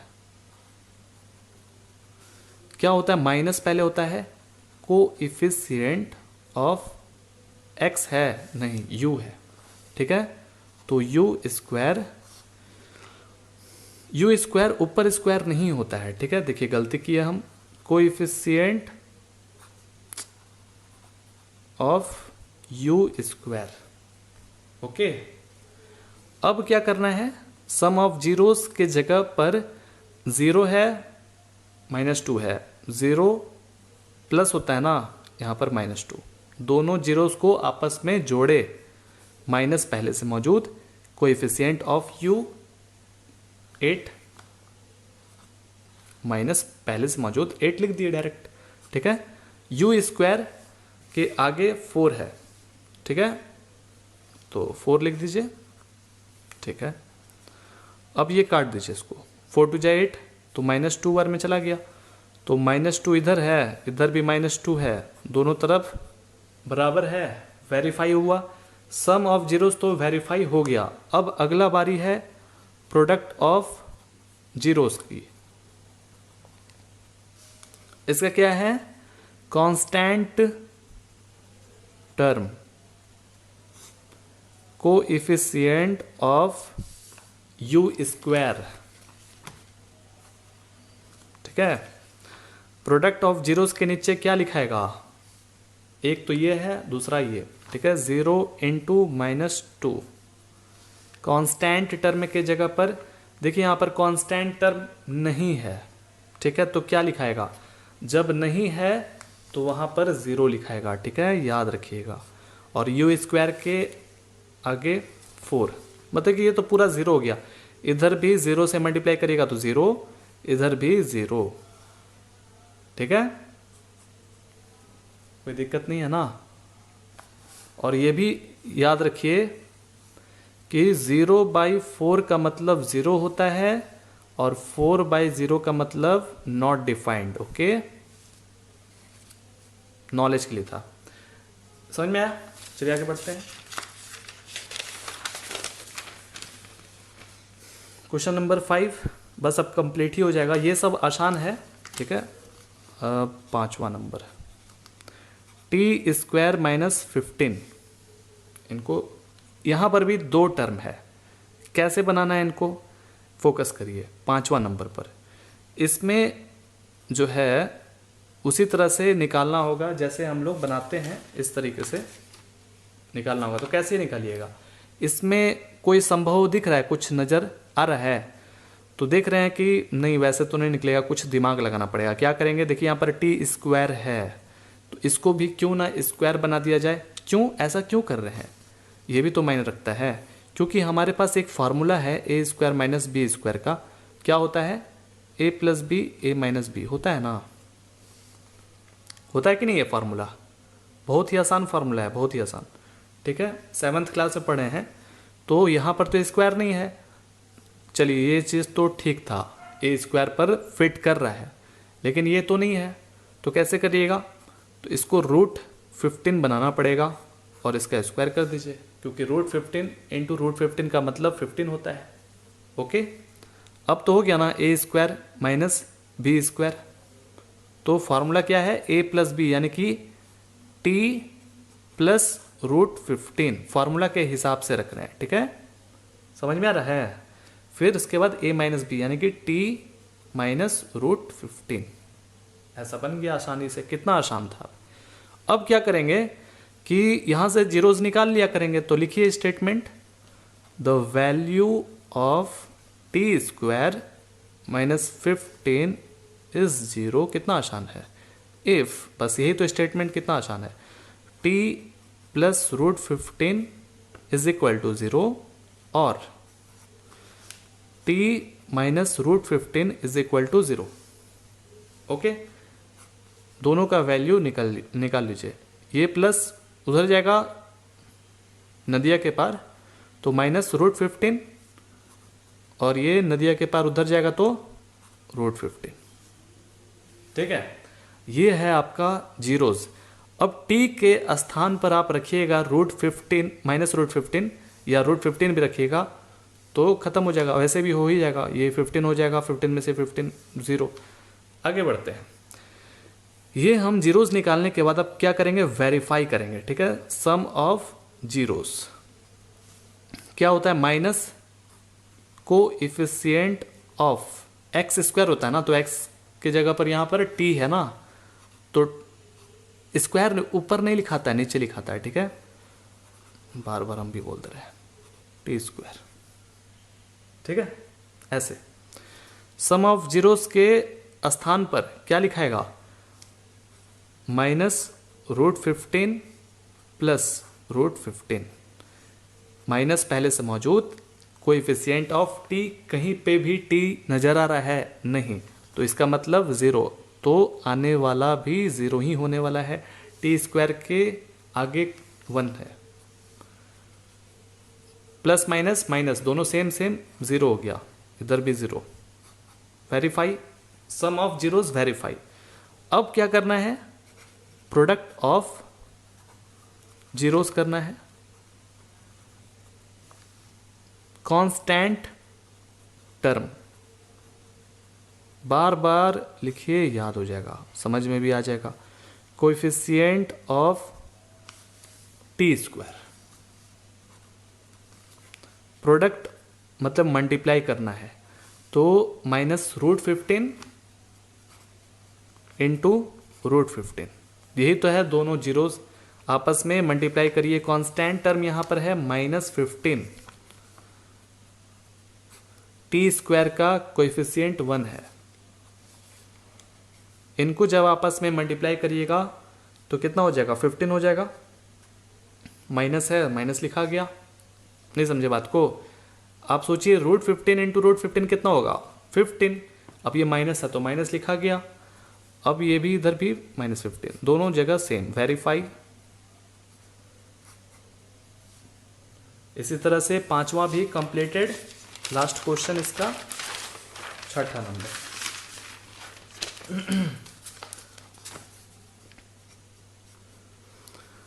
3x² - x - 4, ठीक है।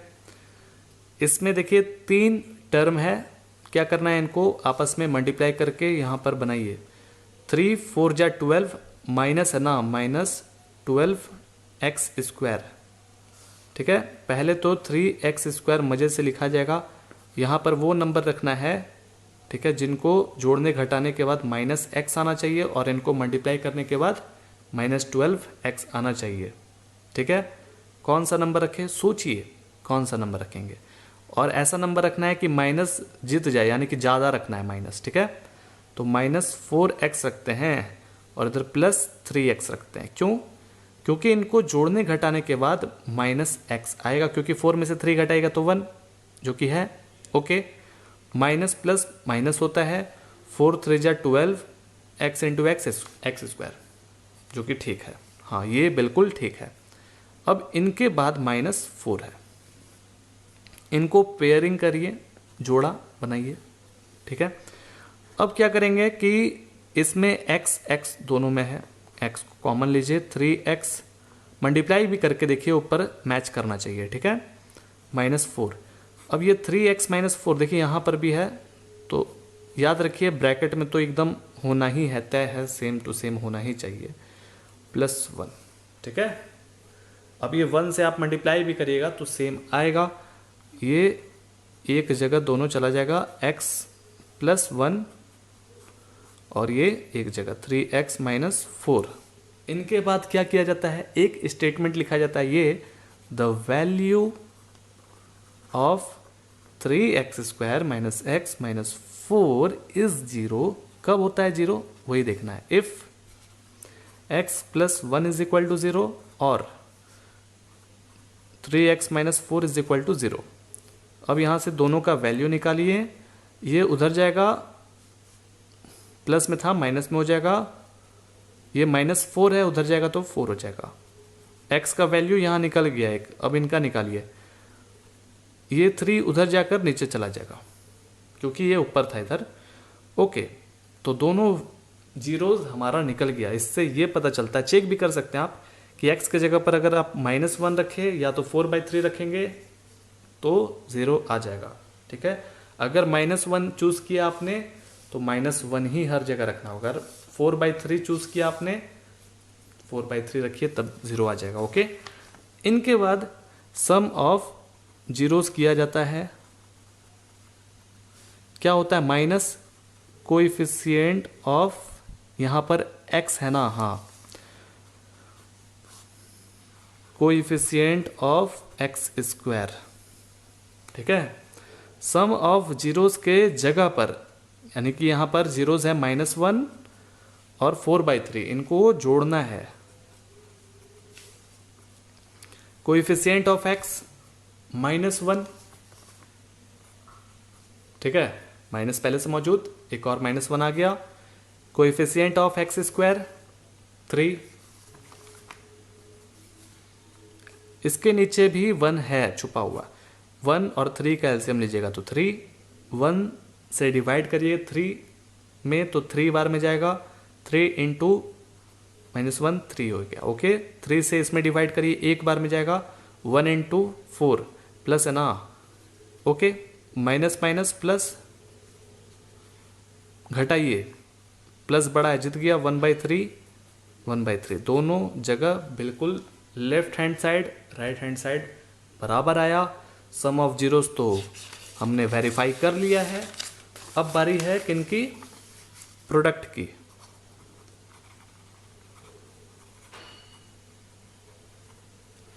Constant term, coefficient of x square, इनके जगह पर ये एरो आपको एग्जाम में लिखना नहीं है, वो हम आपको आइडेंटिफाई करके दिखला रहे हैं कि इसके स्थान पर क्या लिखाएगा। देखिए पहला जीरो का नाम है -1 इंटू 4/3, बहुत ही आसान है। कांस्टेंट टर्म यहाँ पर है -4 एक्स स्क्वायर के जगह पर 3, ठीक है। एकदम आराम से मल्टीप्लाई करिए, -1 इंटू 4 -4/3, इधर भी -4/3, पाया हमने कि दोनों तरफ बराबर है, वेरीफाई हो गया। इसी तरह से ये पहला क्वेश्चन कंप्लीट होता है। जो भी ये आएगा क्वेश्चन 2 मार्क्स में आएगा, याद रखिएगा। नीचे भी 2 मार्क्स में आएगा। नीचे में क्या है कि 2 तरीके से आप बना सकते हैं, ठीक है। तो जो जैसे बनाना है, जैसे एग्जाम्पल में बनाना है उसी तरह से बताएंगे, और एक दूसरा भी ऑप्शन बता देंगे, लेकिन हम आपको सजेस्ट करेंगे कि जैसे अभी बता रहे हैं वैसे ही एग्जाम में बनाइएगा, ठीक है।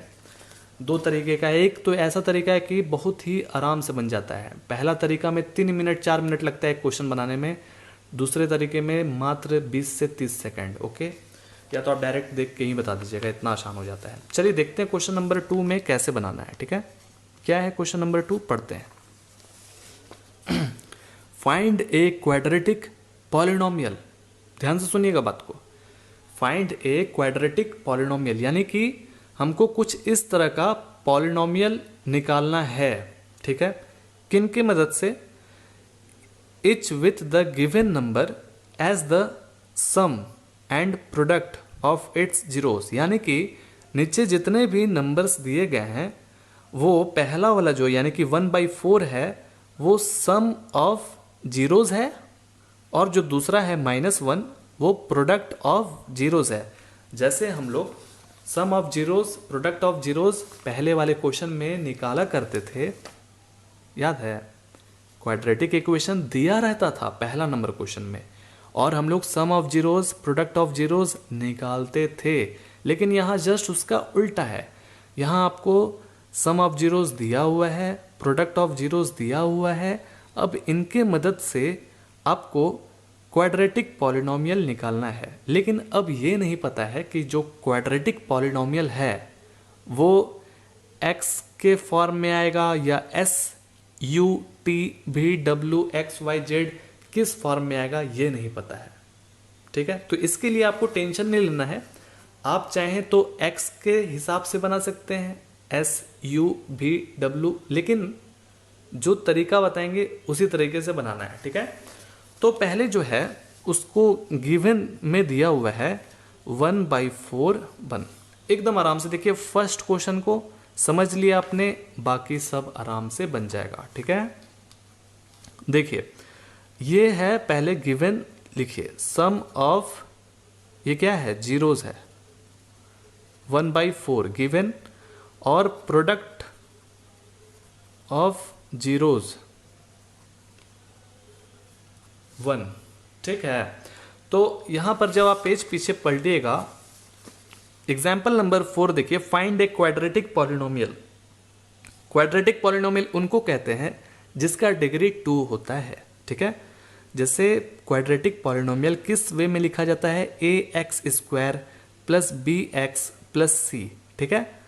x² देख रहे हैं ना, x c, यानी कि a के जगह पर 1 2 3 4 कुछ भी हो सकता है, b के जगह पर भी कोई नंबर हो सकता है, और c के नंबर पर भी कोई नंबर हो सकता है, ठीक है।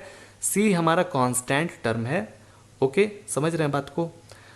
जैसे हम लोग अभी बनाते थे ना, वही वही है, ठीक है, उसी तरह का है ये। अगर मान लीजिए बोल दिए कि ए एक्स स्क्वायर और माइनस बी एक्स माइनस सी के फॉर्म में लिखा हुआ है, ठीक है, बस वही चीज़ है। तो उसी तरीके से बनाना है। चलिए बनाते हैं इसको और अच्छे से समझ में आएगा कैसे बनाना है। देखिए सबसे पहले क्या करना आपको, ऐसा करिए, अल्फ़ा और बीटा अगर मानेंगे तो थोड़ा गड़बड़ा जाएगा, ठीक है। ए और बी मानते हैं, okay. Let a and b, ऐसा करते हैं, अल्फ़ा बीटा ही मान लेते हैं, ठीक है। देखिएगा, let alpha and beta, okay, सब समझ में आएगा अच्छे से। देखिए, are the zeros of the polynomial A x square plus B x plus C. ये जो है क्वाड्रेटिक पॉलिनोमियल का इस तरीके से लिखा जाता है, ठीक है, ठीक है ना। तो यानी कि सम ऑफ जीरोज जो है, बहुत ही ध्यान से समझना है, सम ऑफ जीरोज जो है वो गिवन है 1/4। कोई दिक्कत है नहीं ना। हमने क्या बोला कि हमने अल्फा और बीटा मान लिया है एक तरह का जीरोज है, ठीक है, ध्यान से सुनिएगा। अल्फा और बीटा जो है वो एक तरह का जीरोज है। जैसे हम लोग जितना भी क्वेश्चन इसके पहले बनाए थे, 2 जीरोज निकालते थे ना, x is equal to -1, x is equal to 4/3। तो मान के चलिए कि ये अल्फा इज इक्वल टू -1 है और बीटा इज इक्वल टू 4/3 है, ठीक है। तो यानी कि alpha plus beta is equal to 1/4। कोई दिक्कत है नहीं, समझे। जैसे हमने बोला कि सम ऑफ जीरोज, तो जीरोज यहाँ पर अल्फा और बीटा को माना गया है, तो सम का मतलब होता है जोड़ना। तो अल्फा और बीटा को हमने आपस में जोड़ा और उसके बराबर है 1/4, ठीक है, ओके। तो इससे फ़ायदा क्या होगा, अब ये चीज़ देखना है, इससे फ़ायदा क्या होगा, बहुत ध्यान से देखना आपको, ठीक है। तो कुछ नहीं, बस अब क्या करना है आपको, आप जानते हैं कि sum of zeros is equal to क्या होता है, फॉर्मूला अभी जस्ट पढ़े आप, माइनस कोएफिशिएंट ऑफ एक्स। चाहे तो आप यू भी जो भी लिख सकते हैं, मतलब कि एक्स भी लिखिएगा तो सही नंबर मिलेगा, यू भी लिखिएगा तो सही नंबर मिलेगा, ठीक है, by coefficient of x square. कोई दिक्कत नहीं है, ओके। तो सम ऑफ जीरोज जो है वो कितना है, अल्फा प्लस बीटा यानी कि इज इक्वल टू 1/4 है, लिख दें, ठीक है।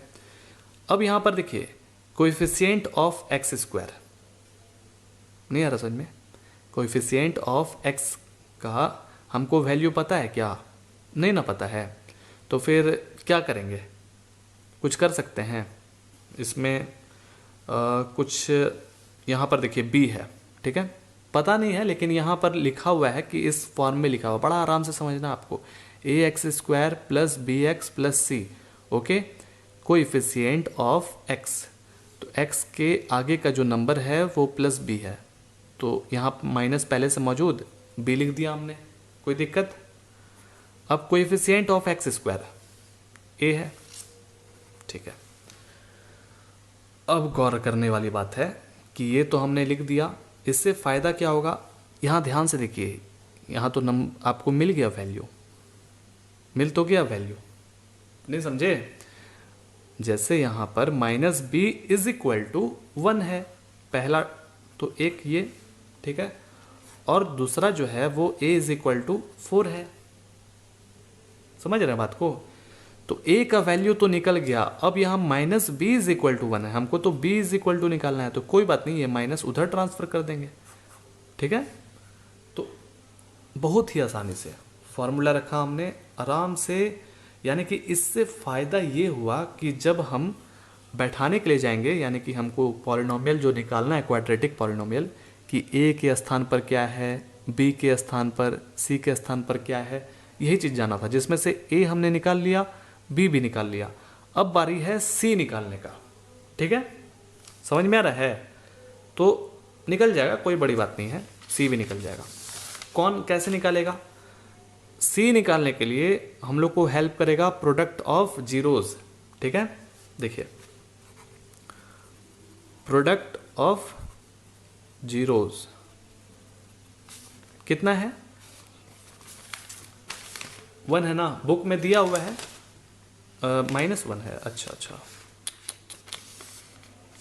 अच्छा हुआ दोस्तों, देखिए तो फिर गड़बड़ा जाता।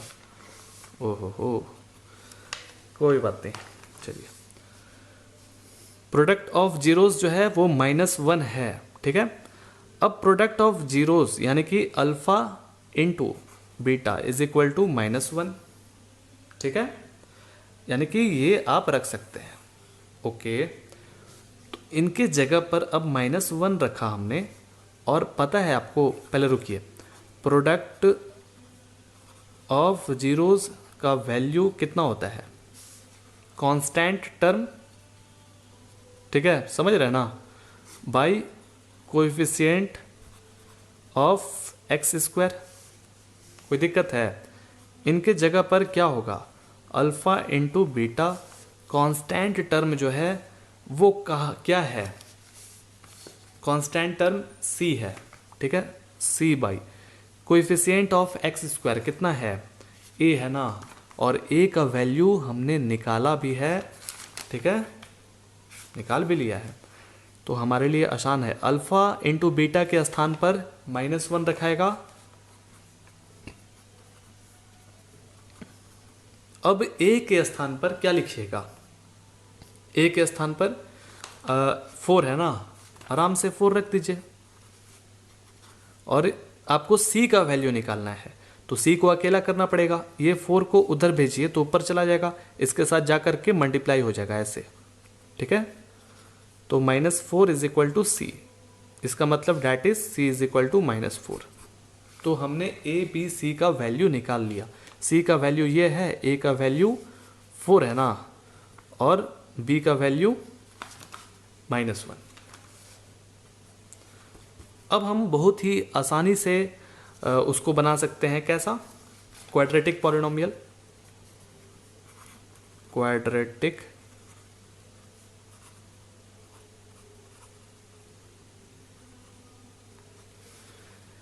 देखिए, a x square plus B x plus c इस फॉर्म में था ना।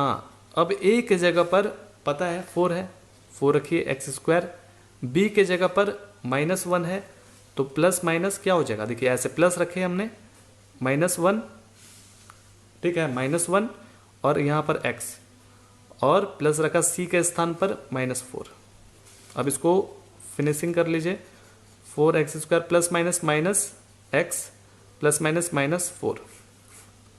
ये है आपका required, this is required quadratic polynomial.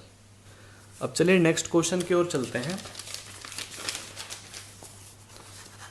दूसरा नंबर, √2 1/3 उसी तरह से बनाना है। चलिए जल्दी जल्दी बनाते हैं। कैसे बनाना होगा इसको? ये है आपका sum of zeros is equal to √2 product of zeros 1/3। ठीक है, तो कैसे बनाया जाए? चलिए शुरू करते हैं ऐसे। सम ऑफ जीरोज जो है वो होता है कितना?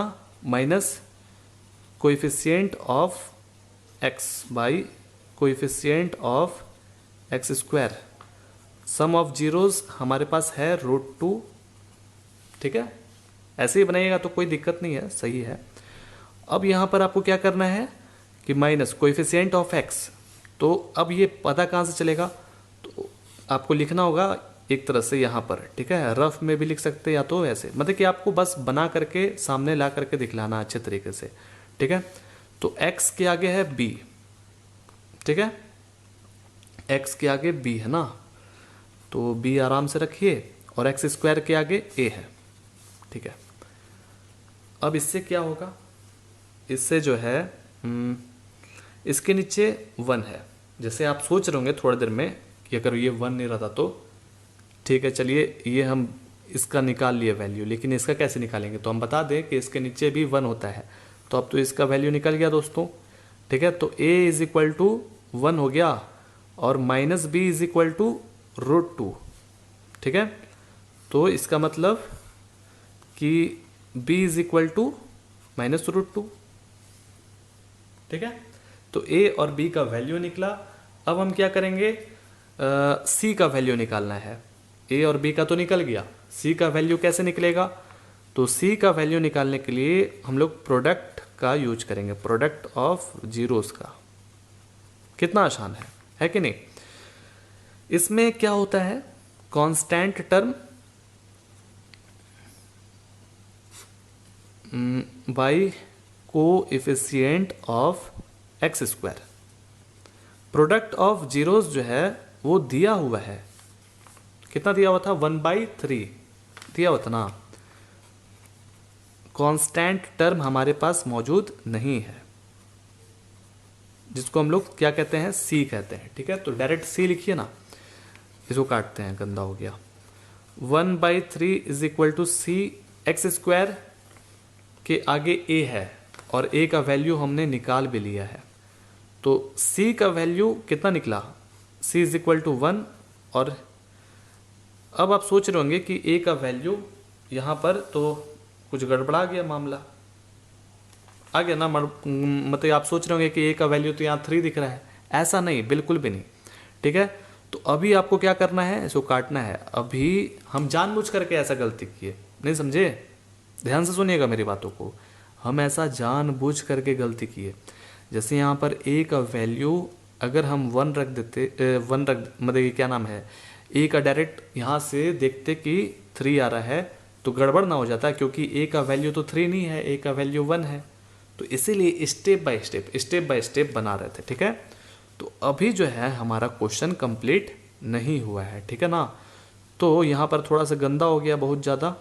ठीक है ना, तो अभी इसको थोड़ा हटाते हैं, बैन। प्रोडक्ट ऑफ जीरोस कितना है? Product of zeros 1/3। एकदम आराम से रखिए, ठीक है, एकदम फ्रेश देखिए। Okay, c/a। रुकिए, क्या करेंगे अब? पहले a का वैल्यू निकला है, हम चाहते तो डायरेक्ट a का वैल्यू बैठा देते हैं, क्योंकि हमको पता है कि a का वैल्यू क्या है, a का वैल्यू 1 है। ठीक है, तो c/1। ठीक है ना, ऐसे हुआ। अब क्या करेंगे? अभी ये नहीं हड़बड़ में कि c का वैल्यू 1 हो गया, ऐसा नहीं दोस्तों। देखिएगा पलट जाएगा तक तक। कैसे? ये क्या करेंगे, इसको इधर भेजेंगे, इज इक्वल टू के उस तरफ जाएगा तो ऊपर चला जाएगा, 1 × 1। ये उधर भेजेंगे तो 3c हो जाएगा। ठीक है, तो यानी कि 1 इज इक्वल टू 3c।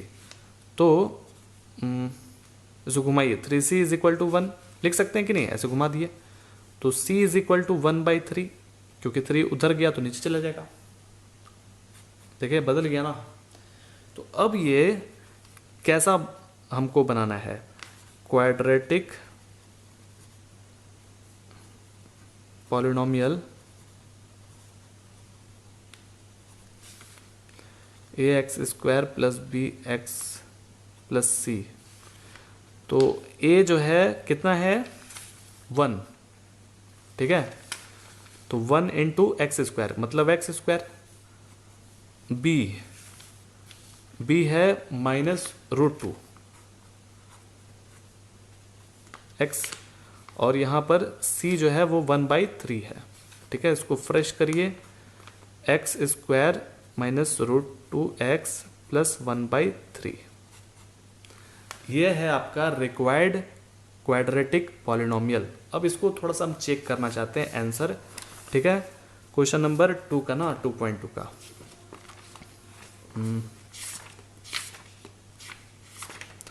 2.2 का क्वेश्चन नंबर 2। गड़बड़ हो गया। देखिए दोस्तों, ये जो है यहाँ पर देखिएगा ध्यान से, x² दिया हुआ है, यहाँ पर 3x² माइनस 3√2x+1 है, ठीक है।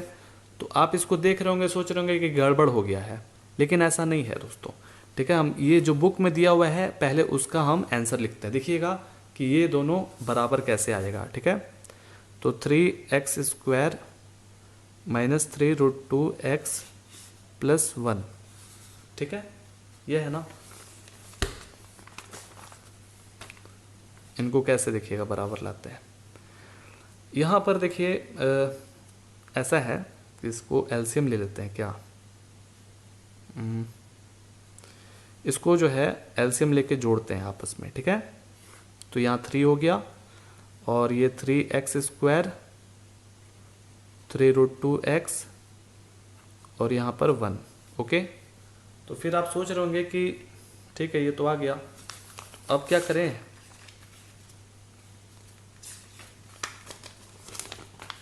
देखिए 3x² माइनस 3√2x+1 है ना ये। तो आप बोलिए कि ये 3 को फिर क्या करेंगे ये 3 को फिर क्या करेंगे। तो देखिए हम आपको बता दे रहे हैं, कोई भी क्वाड्रेटिक पॉलिनोमियल जैसे है यहाँ पर ax² plus bx plus c is equal to कितना होता है, 0 होता है, ठीक है, याद रखिएगा।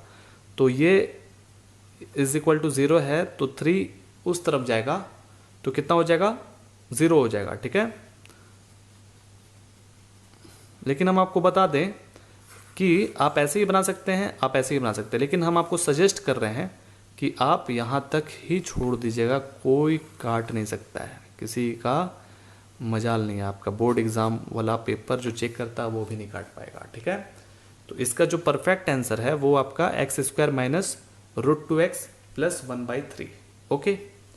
बहुत लोगों को डाउट रहता है, शायद लगता है कंप्लीट हो गया होगा डाउट, ठीक है। अब आगे बढ़ते हैं, थर्ड नंबर। आपको पता है एक और तरीका है इसको बनाने का, हम आपको बता रहे हैं। क्वाड्रेटिक पॉलिनोमियल जब भी निकालना है, एक बहुत ही इजी तरीका होता है पॉलिनोमियल निकालने का, लेकिन ये आप एग्ज़ाम में लिखिएगा तो नंबर शायद ना मिले, क्योंकि एग्जाम्पल में उस तरह से नहीं है, ठीक है ना। तो ये फार्मूला क्या है, x² माइनस यहाँ पर रहता है sum of zeros into x plus product of zeros. आप इस पर रख कर देखिए, वही चीज़ आएगा, ठीक है। दोनों एकदम सिमिलर है, आप वैसे भी रखिएगा तो वही आंसर आएगा, ऐसे भी रखिएगा तो वही आंसर आएगा, ठीक है। ये बड़ा ही जल्दी बन जाता है, इस तरीके से 30 सेकंड 20 सेकंड में बन जाता है। ये सम ऑफ जीरोस मौजूद है, प्रोडक्ट ऑफ जीरोस भी मौजूद है, बस रख दीजिए आराम से, वो बनाइए, देखिएगा सेम टू सेम आंसर आएगा, ठीक है। तो इसीलिए कंफ्यूजन नहीं होना है। चलिए जल्दी से थर्ड नंबर पे बढ़ते हैं। थर्ड नंबर में है 0√5।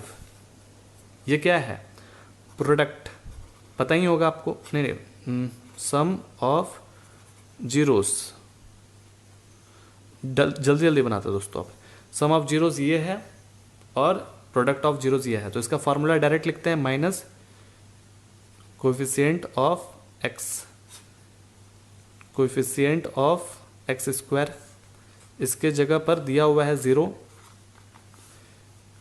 कोएफिशिएंट ऑफ x कितना है पता है, लिख देते हैं ax² plus bx plus c, ठीक है। यही तो रहता है ना क्वाड्रेटिक पॉलिनोमियल का। तो कोएफिशिएंट ऑफ x जो है वो आपका b इधर हो गया, x² का a, ओके।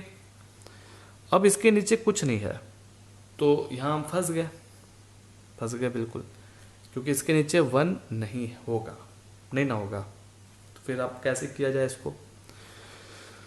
तो यहाँ से एक नंबर का तो पता चल रहा है कि minus b is equal to 0, यानी कि b इज इक्वल टू 0, ठीक है। अब आगे बढ़ते हैं, देखते हैं, प्रोडक्ट करते हैं।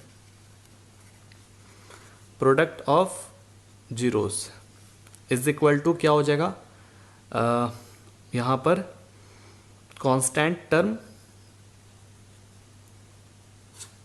By coefficient of x square. Product of zeros के जगह पर दिया हुआ है √5। कांस्टेंट टर्म के जगह पर हमें पता नहीं है तो सी लिख देते हैं। एक्स स्क्वायर के आगे यानी कि ए। ओके, सी का वैल्यू भी हमारे पास मौजूद नहीं है, ए का भी वैल्यू मौजूद नहीं है अभी, सिर्फ मात्र बी का है। ओके, अब इसके नीचे 1 है, ठीक है ना, याद रखिएगा। तो अब हम ऐसे निकाल सकते हैं, यानी कि सी का जो वैल्यू निकल कर सामने आएगा √5 और ए का वैल्यू 1, ठीक है। अब इनको हम इस फॉर्म में लिखेंगे, क्वाड्रेटिक पॉलिनोमियल के फॉर्म में। तो ए का वैल्यू कितना है, कहाँ गया ए का वैल्यू, यहाँ है, यानी कि 1 into x square plus b का वैल्यू 0, बी का वैल्यू 0 इंटू एक्स यानी कि 0, सी के जगह पर √5, ठीक है। तो यानी कि एक्स स्क्वायर प्लस √5, ये भी तो है क्वाड्रेटिक पॉलिनोमियल। चलिए चेक करते हैं इसका आंसर क्या है। क्वेश्चन नंबर 3 है ना।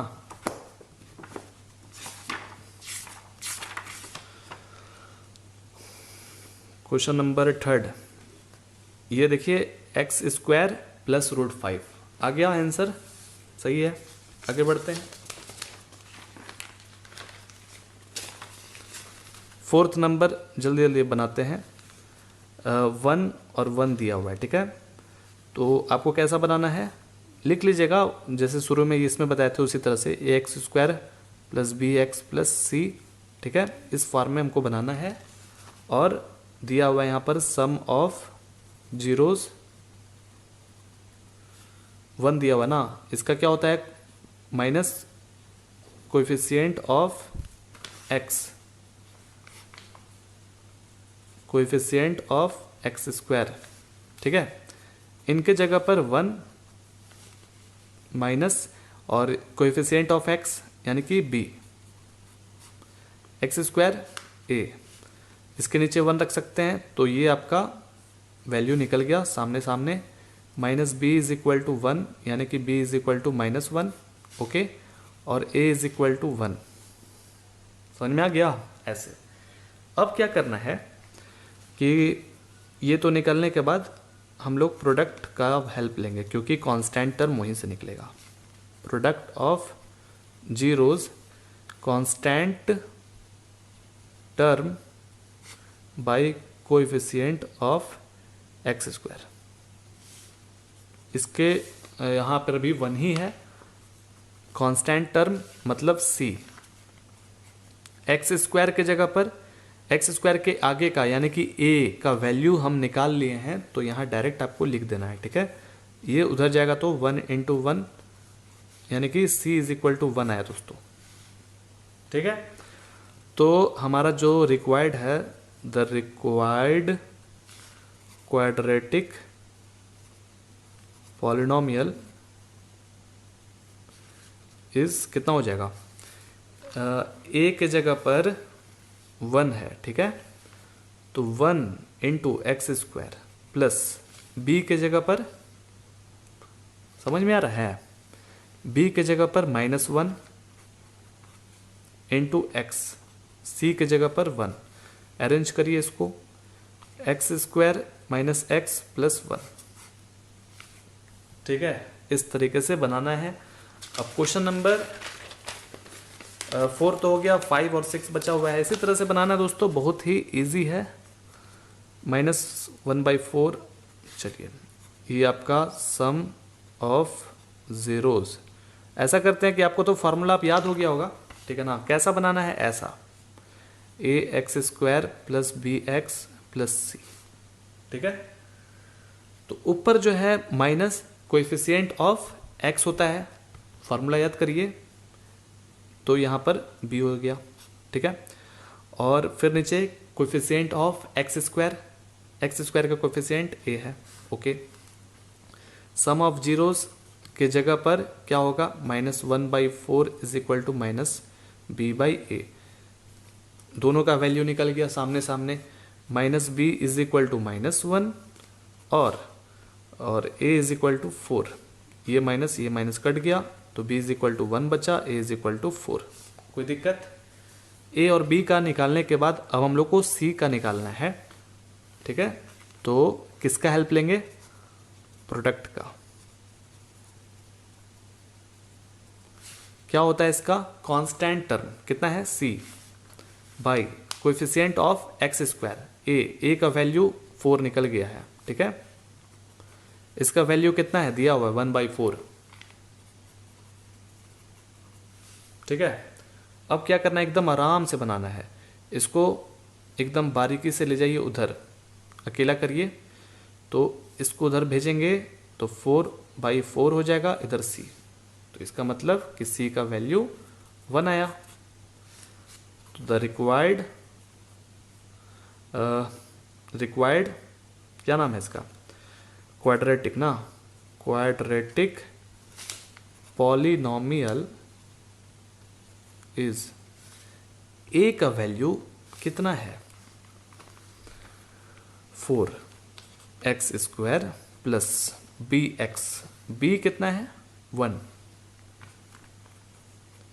c कितना है? 1। अरेंज करिए अच्छे से, 4x² प्लस x प्लस 1, ये है आपका required quadratic polynomial. Question number 5 समाप्त हुआ, छठा में लास्ट है ये। 6 नंबर में 4 और 1 है, इसी तरह से बना दीजिए। क्या करना है? सम ऑफ जीरोस, ठीक है। तो माइनस कोएफिशिएंट ऑफ x होता है ना, x, तो कहाँ से आएगा? यहाँ से आएगा, ax² plus bx plus c। तो x का कोएफिशिएंट b हो गया, हरदम रहेगा, देखिएगा ना, ऐसा ही रहेगा। और नीचे a। अब तो समझ गए होंगे दोस्तों, यानी कि 4 is equal to minus b by a, इसके नीचे 1, तो minus b is equal to 4 आया, a इज इक्वल टू 1 आया। अब इसके बाद हमको c का निकालना है, यानी प्रोडक्ट का यूज करना होगा। प्रोडक्ट ऑफ जीरोस कितना हो गया? कांस्टेंट टर्म कितना है? c, ठीक है, by coefficient of x², a का वैल्यू 1, इसका वैल्यू दिया हुआ है 1 is equal to c by 1, तो इसको उधर भेजिए, यानी कि 1 into 1 is equal to c, इसका मतलब c इज इक्वल टू 1। कितना आसान, कितना आसान, ठीक है। 1 से 1 मल्टीप्लाई करिए, हो जाएगा ना, घुमा दीजिए ऐसे। अब क्या करना है? The required quadratic polynomial is, कैसा होता है देखने से? ax² plus bx plus c, a के जगह पर है 1, यानी कि 1 इंटू x², b के जगह पर है कितना है? b के जगह पर, अब देखिए यहाँ पर b का वैल्यू हम नहीं निकाले थे, तो कोई बात नहीं, माइनस उधर ट्रांसफर कर दीजिए, तो ये -4x और c के स्थान पर 1 था, अरेंज करिए, x² plus minus -4x plus 1, कितना आसान हो गया। उम्मीद है आपको अच्छे से समझ में आया होगा। मिलते हैं नेक्स्ट वीडियोस में। जय हिंद, वंदे मातरम, ठीक है। 2.3 आ रहा है।